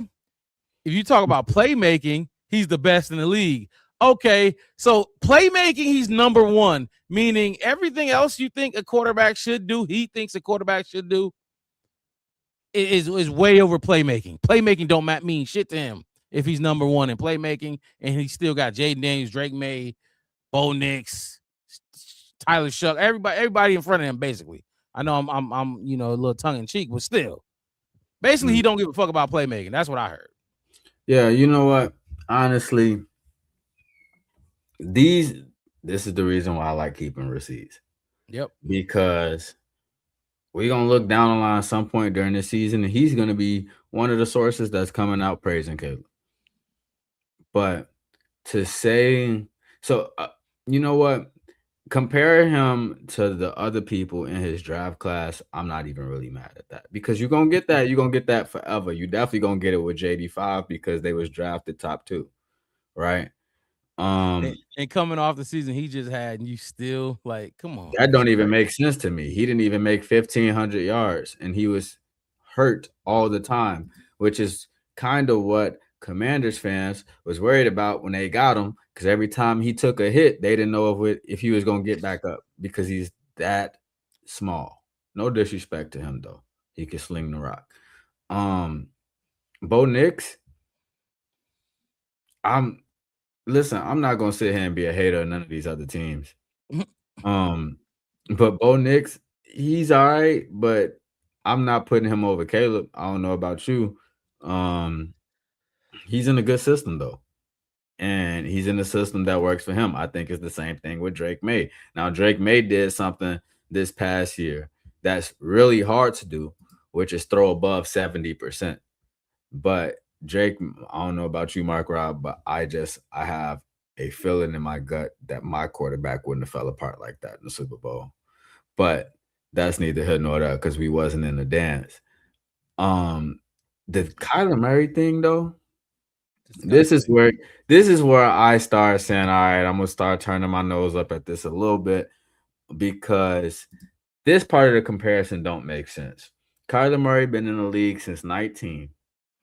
He has never, ever thrown a 4,000-yard season. Caleb Williams is 48 yards shy of that, and he's going into year 3. Kyler Murray, the season that he took the most sacks in was his rookie year. He was at 48. He had, 3,700 yards? So that's pretty close to what Caleb, you know what I'm saying? He had more yards than Caleb, less sacks than Caleb. Caleb took 20 more sacks than that, and he fell short of him by 200 yards. That's very hard to do. And not only that, Kyler Murray don't really got the cleanest bill of health. I think he only played 3 full seasons in his career. Kyler missed. He tore his ACL, didn't he? Yeah. I thought so. He only played 3. His first year, his second year, and like his 4th year are the only seasons he's played a full season. Caleb Williams got to be pushing up on 100 sacks now. He ain't missed a single snap. So when you trying to bring the ceiling down for Caleb to where Kyler Murray is, and no disrespect to Kyler Murray, but Caleb is he's a more talented quarterback than you. He's just year 3. But so to say that he's a hyped up Kyler Murray, that shit is crazy. It's very disgusting, very disrespectful. And even if you don't like Caleb, what he's done, like it's undeniable. It's undeniable. You got you got to keep finding ways to hate it. You searching for ways to hate it. But some of the Michael things said, go ahead. Nah, Michael said, I'm out, fellas. Bear down from the north side. Appreciate you jumping in the chat. Hit the like button on your way out, man, and subscribe to the channel if you have not. Anybody that's watching right now, tuning into the Black Bear Podcast, hit that like button and subscribe if you are not currently a subscriber.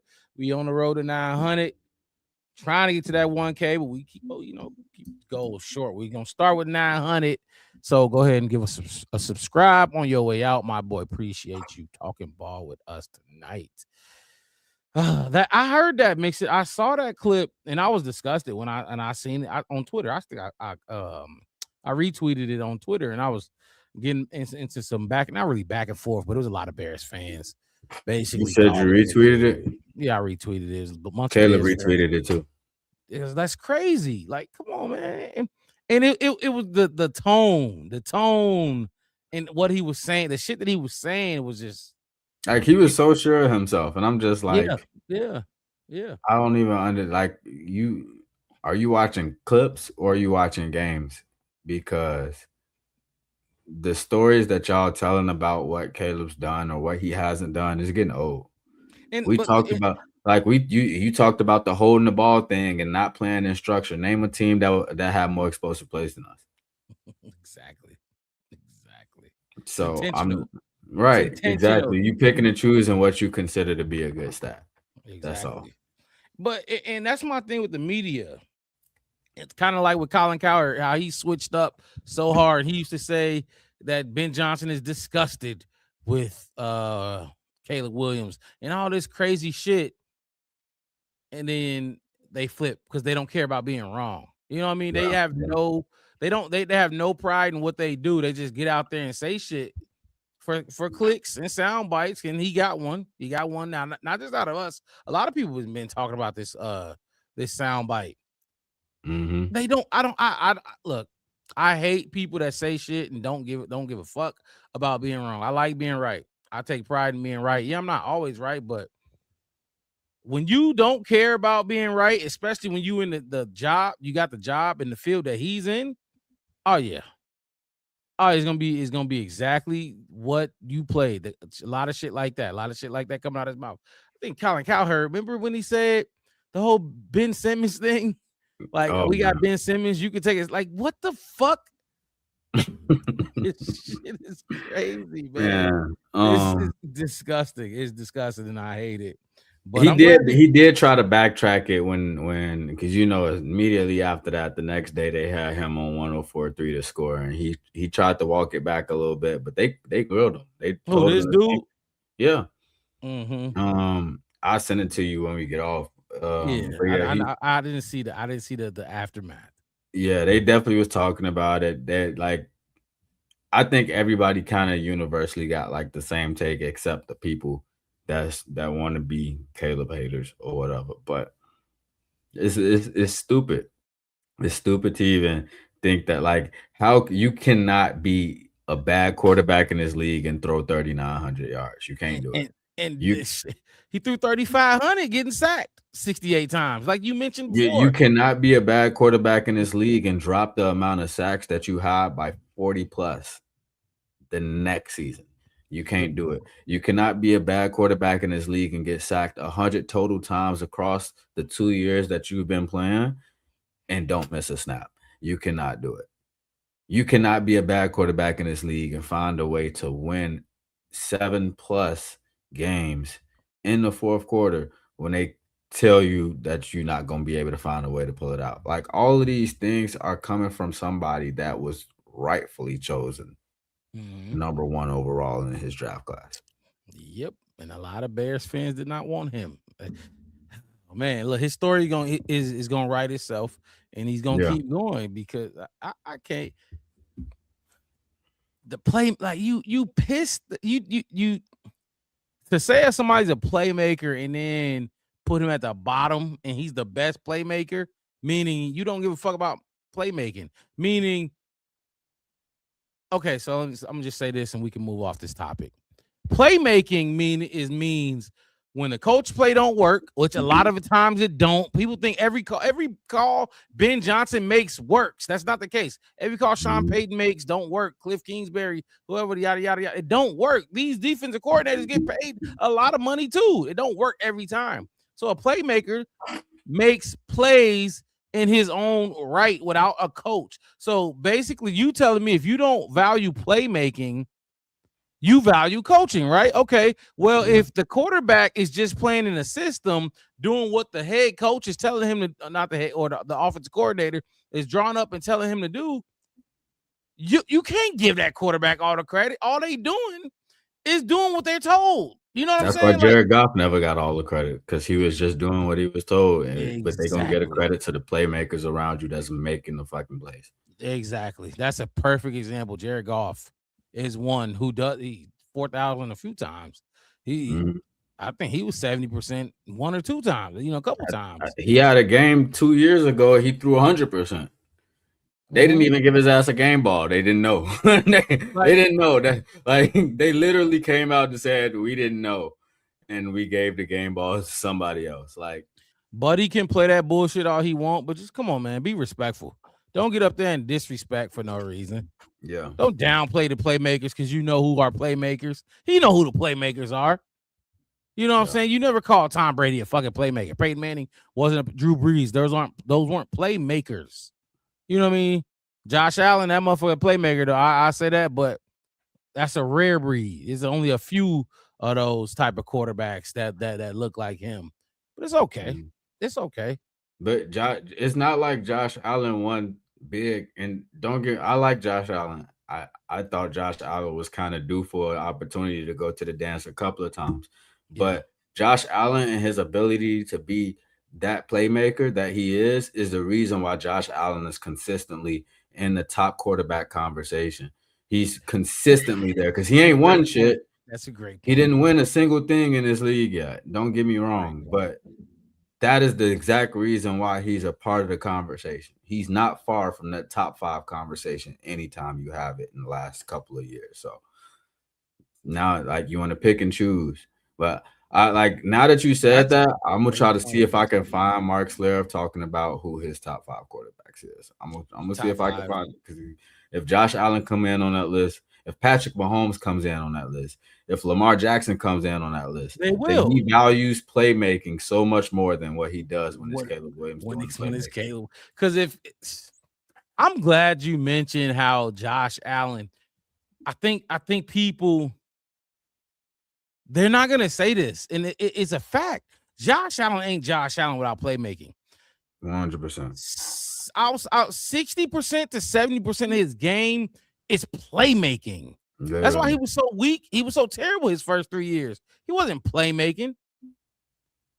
Now he's a playmaker, and he beat that he's a juggernaut when he's running it and scrambling and doing what he do, all the flicks, flicking the ball, not even throwing, all that shit, the playmaking ability.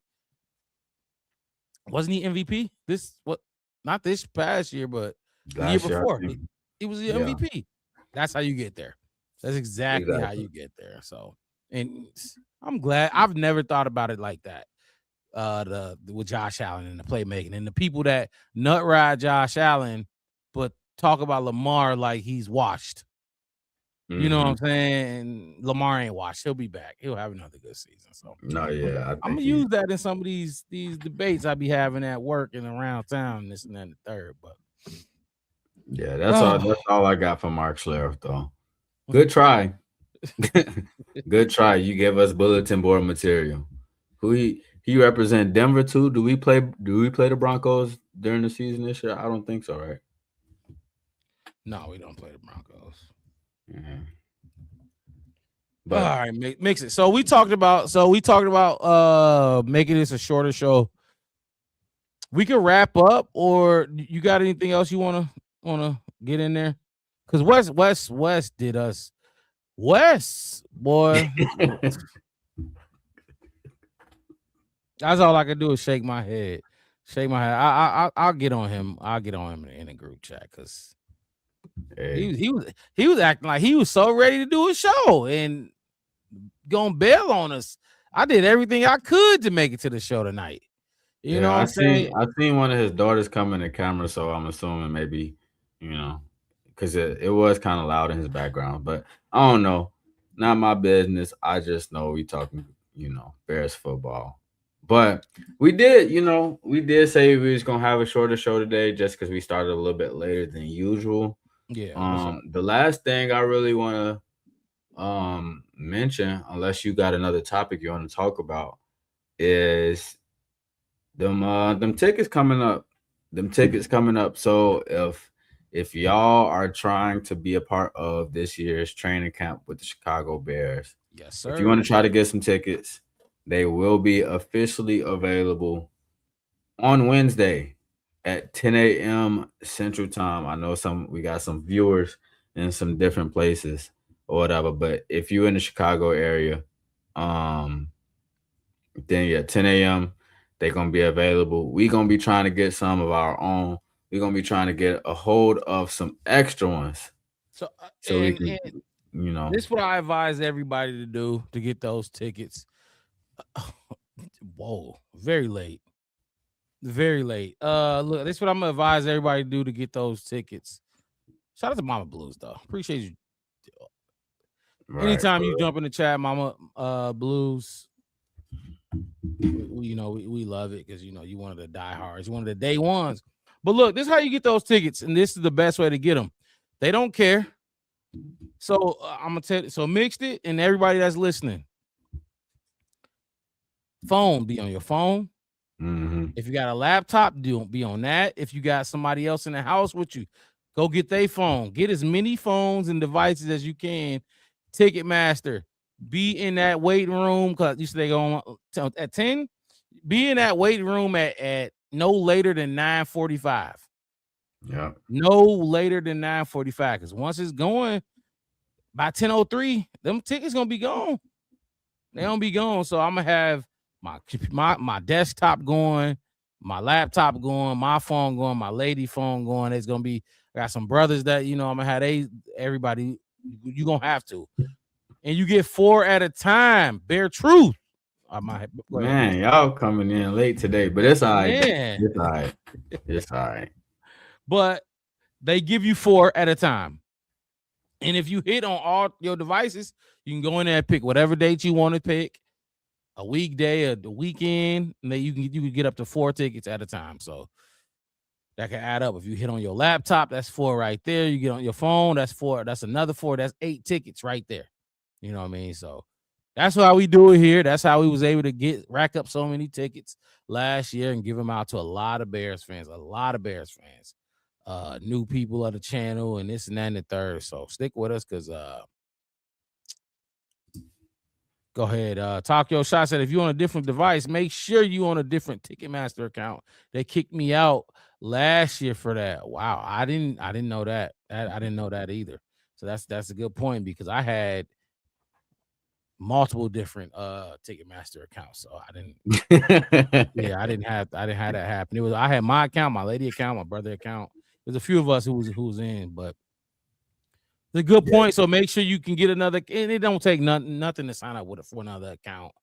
But I gave away at least 20 tickets last year to Bears fans because I couldn't go to all of them. So stick with us. If you don't get a ticket, come here. If you're looking for a ticket, don't buy none. Don't buy none. You're not gonna have to. People gonna be selling these tickets and they free, and people gonna be selling them for $100, $50 a piece. They will. Trust me, they will. And some people may be desperate. Go on eBay, go on Facebook Marketplace, whatever. They will be sold. Trust me, people gonna be selling them. But just come here, check in with us and see if we got some extra tickets to send some people to. If you're not sub, you can't get one. Oh yeah, that's a must. Sub. Follow us on Twitter, the Black Bear Podcast, Facebook, YouTube, Twitter. Come in here, you can find us. If you need a ticket, like I said, just come check in with us. Just know you ain't gonna get one unless you sub. So I can't wait for training camp. I can't fucking wait, dude. Me neither. I remember the first time I went to training camp. I was like a little kid, and it was like a school field trip or some shit. See, and if you was going, it wasn't that Hallis Hall then. It was in Bourbonnais still. They was there. Yeah. Yep. They put us right by the kickers. Like that was the one thing that was right in front of me. I'm seeing motherfuckers kick field goals. I'm just like, why we couldn't sit over there where I can see shit? Oh snap! Bear Truth came in with a super chat. Oh my god! On the way out the door, so we gonna address that. Thank you for the dub. Bear Truth said, question: Brian, you or Patrick Willis? Brian Urlacher or Patrick Willis? You ain't know how to spell Urlacher, Bear Truth? Come on. Probably just too much to get in there. First of all, hey, Bear Truth. My boy, you met our quota with just one super chat. You met our quota for the day. Appreciate that for sure. Go ahead, mixed it. I know where I'm going with this one. Didn't Patrick I- Willis leave early? I mean, retire early, or am I tripping? I don't know. That's a good question. I don't know. I don't know about the Patrick Willis part of it, but I will say 49ers. I grew up mid smack Brian Urlacher era for real. You know, it's like I'm that's where it started for me. So it's kind of hard to be like, you know what I'm saying? Because the Bears was in the Super Bowl when I was in like kindergarten. So I'm just like, oh snap, this this was really going on. Then a couple years after that, I got on shoulder pads. So Right. I'm sticking with I'm sticking with B man. Brian Line. Brian linebacker. I mean, you can look up the numbers. You could look and compare what they did, but look, I'm B-Lack. There's only one linebacker I will ever take over Brian Urlacher, and that's not even. My boost. I think Pat retired at like 30 years old. See, like I think I thought I could have sworn he. Yeah, and Bear Truth said he retired early. There's only one other linebacker I will even consider over Brian Urlacher, and that's Ray Lewis. I was that was my nickname when I played. I was Ray Lewis. So, but it's Brian Urlacher. I'm going Brian Urlacher. Easy. Bear Truth. Bear Truth. If you got another question, go ahead, throw it in there. We can talk about that and get that out. Because $20 for an easy question like that. Much love though, for sure, because you met our quota for the day. But Samurai Mike over Urlacher. Yeah, well, I ain't taking nobody over Urlacher, and the only other one is Ray Lewis. So, and that's gonna be a debate, but Ray Lewis, my boy. I'm black, he black, so it's a lot of factors. And then, like I said, that's my nickname when I played middle linebacker. So Ray Lewis is my boy. But yeah, Urlacher easy. Mama Blue said maybe if Pat played longer, we could have a better comparison. Probably. I wish look. I don't know. I don't know the exact numbers, but yeah, he retired well before. Oh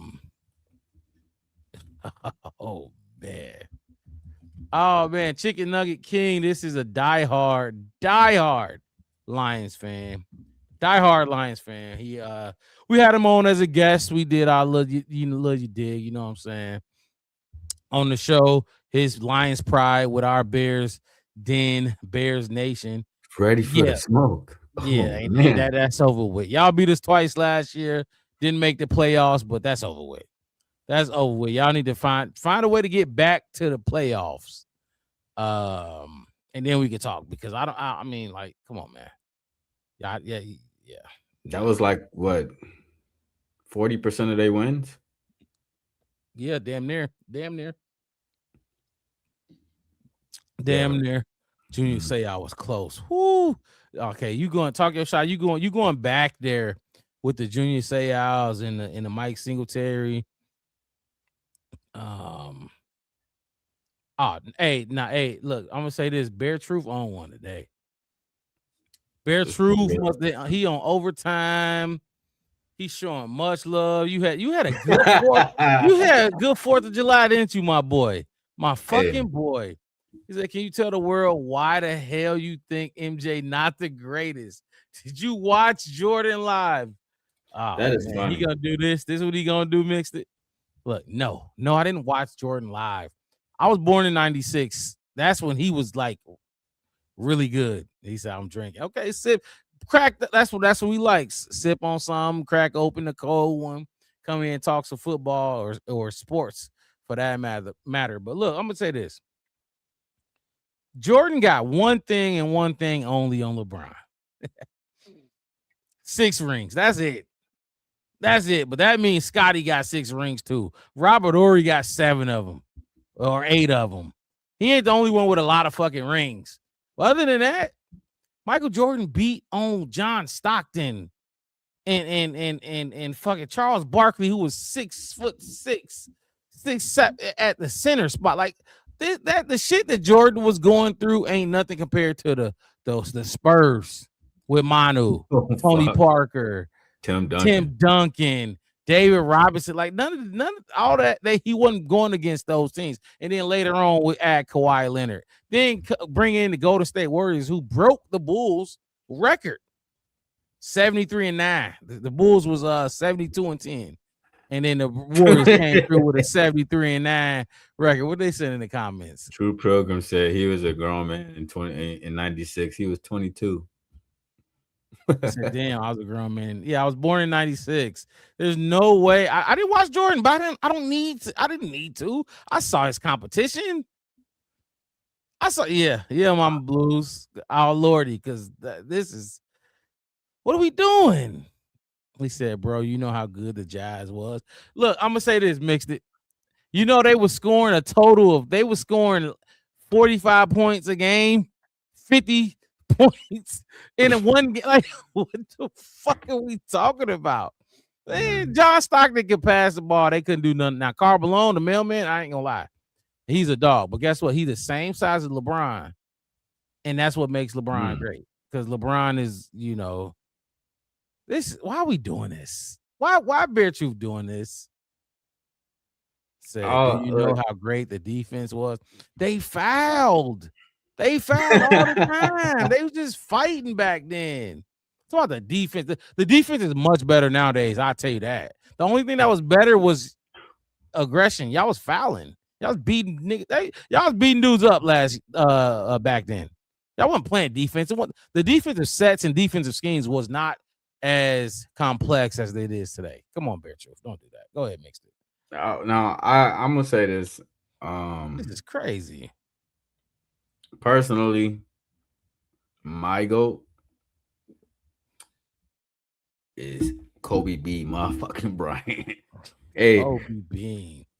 I'm gonna say this though. I grew up like I was kind of like going into high school, like really when it was the LeBron in Miami era. But even before that, like from LeBron being in Cleveland originally all the way up to when he went back to Cleveland, basketball was super fucking fun to watch. Super fun to watch. Them games are super competitive. I don't know too much about the Jordan era and all that stuff because obviously I wasn't even a thought yet. But NBA wasn't a thought yet. Without Jordan, the NBA wouldn't be what it is. So they had to make him they had to make Jordan good to make the NBA a worldwide, global phenomenon that it is today. Like it was rigged. The game was rigged. It mixed it, you know, everything back then was rigged. There was no morals, no integrity back in the day. Yeah, they didn't give a fuck. They was just rigging shit. Whoever had the most money, but my bad, keep going. No, I was just gonna say, like, because when I first started playing basketball and stuff, it was actually low key after I found out, like, me and Kobe had the same birthday. I found that out as a little kid or whatever. In school, they had us doing something where we was talking about like famous people that got the same birthday as us or whatever. And I found out me and Kobe had the same birthday, and ever since then, I was just like watching, paying attention, like, and it's just like. He had that dog fucking mentality, you know what I'm saying? No matter what. And that's what really made me be like, I don't give a fuck what y'all say. Like, Kobe is my dude because he don't give a fuck about none of y'all. When he get on the court, it's that, like, you're going to have to show me. But it is what it is.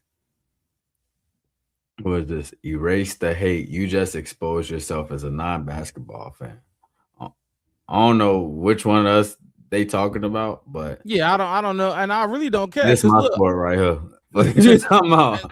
Man, I ain't trying to hit the Jordan talk. The Jordan, it don't work because it's a loaded question. It's so many factors. Like, show me. You had 6 good years. What happened to the other time? You know, the other years. You like that's, you know what I'm saying? Like, come on, man. Look. Jordan is a great player, but he was replicated. Just like by the man you just spoke about, Kobe copied everything Jordan did from the shirt biting, from the gum chewing, everything Jordan did, all his mannerisms, Kobe copied that. Guess what? There's no player that's gonna be able to copy LeBron. It's not. He's a 6'8", 6'9" monster. He's one of the fastest players in the game in his prime. You're not gonna be able to replicate that.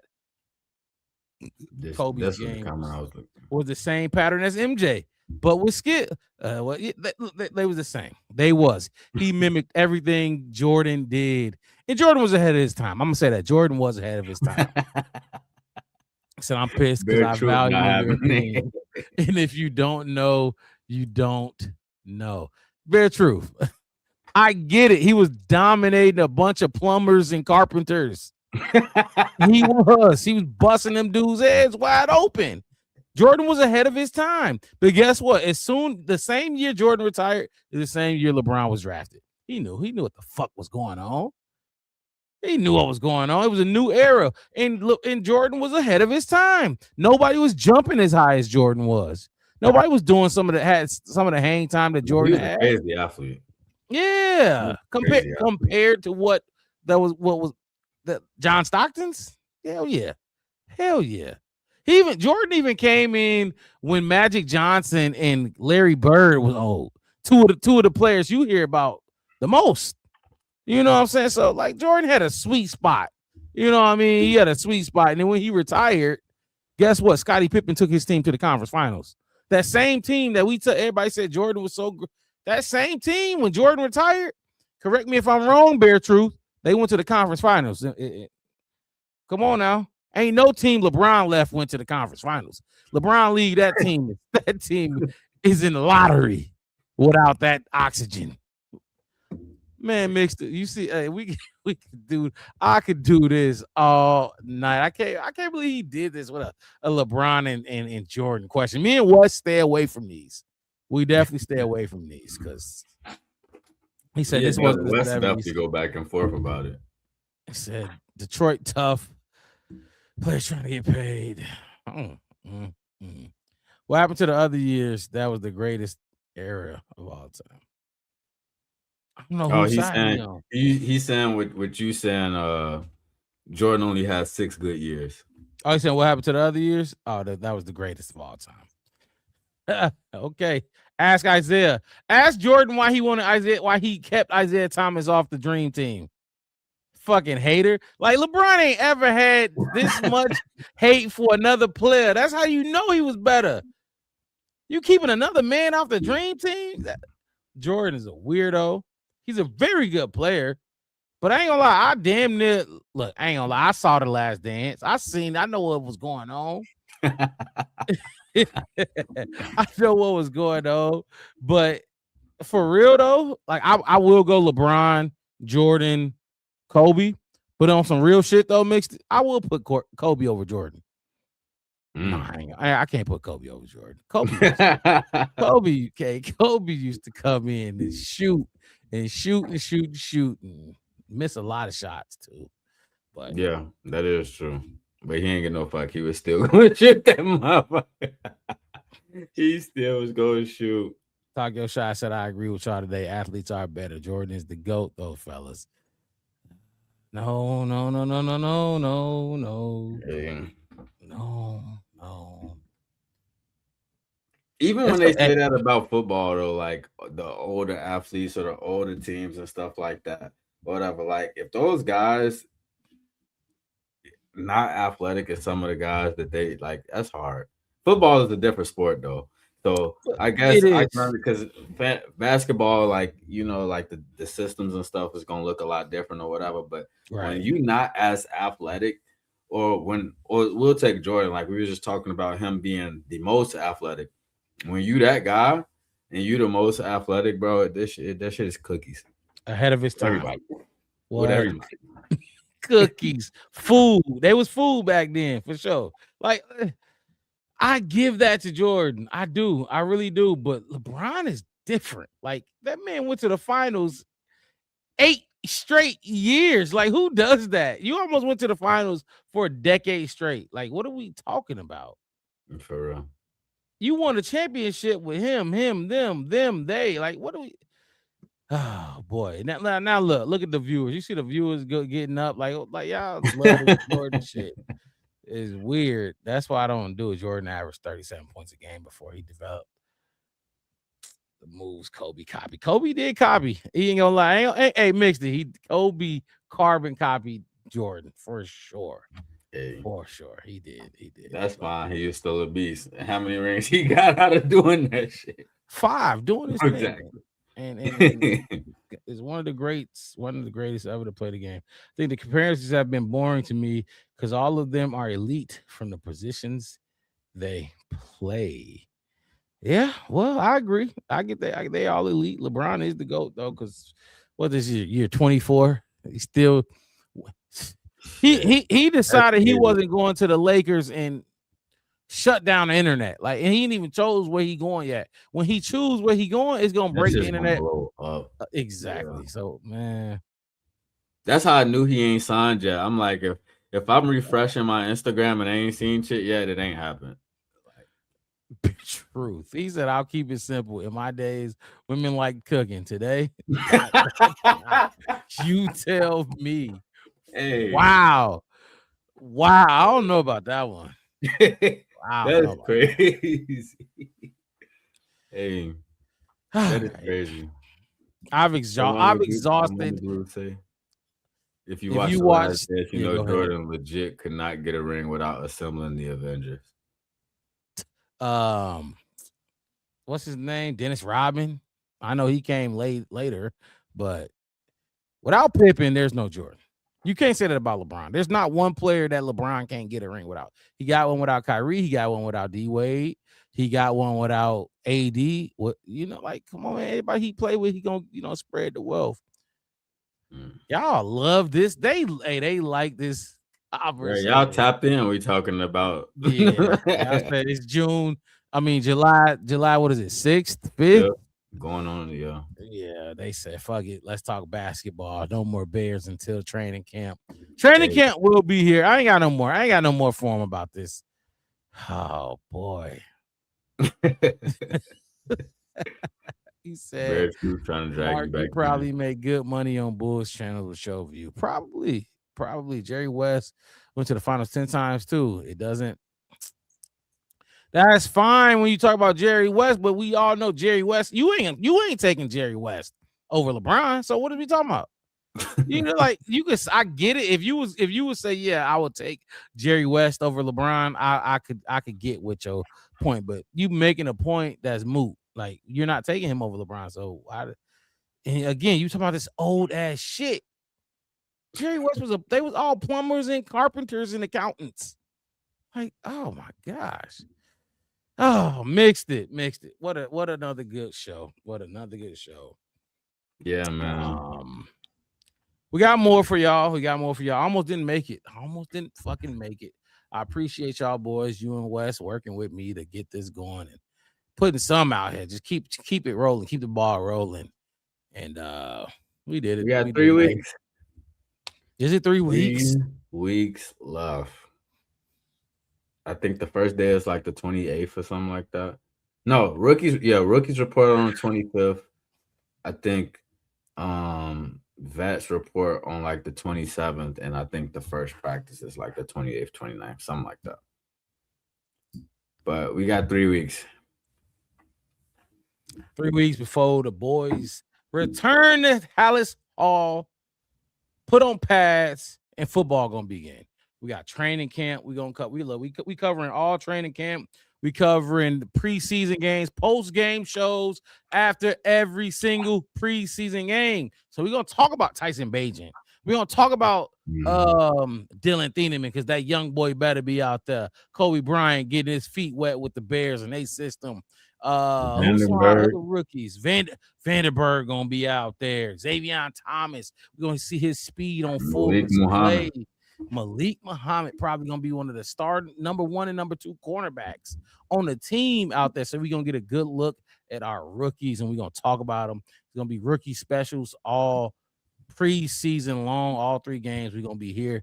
Appreciate everybody who's been tuning in with us. Chicken Nugget jumped in here, boy. I ain't heard from you and since we brought you on the channel, and we told you up on this channel, boy. But y'all was good. Y'all ain't no more. That's just how it go. Mixed it. Any last words before we sign off? Bear Truth, we ain't done. We ain't done with this conversation. I love Chef West. Just wanted more cooking and spicy and whatnot. Okay. Howie's behind. He behind us. Yeah, how he's like, this is like the second or third show in a row where it seemed like Howie is watching like 30 seconds behind us. That's what it feel like. Erase the hate. Look, hey, subscribe to the channel if you have not subscribed to the channel, my boy, because I see you like this topic. So we could do a little bit of this, every now and then, especially if you're a Bears fan. Rock with us. Help us get to 900. Chicken Nugget King said, I think my Lions and the Bears going to compete for the North. Okay. Well, go ahead, Mixer. Keep going. Sign us off. Yeah, man. I was just reading the same comment that you were just talking about from Chicken Nugget. Y'all got an uphill ass battle to be climbing to compete with us for anything right now. But for sure, though, like we talked about earlier, training camp tickets is coming out soon. Training camp is in 3 weeks, but we gonna be back next week with another episode, with another live stream, kicking off this training camp season for us, so we can go ahead and get into it and get the real football going.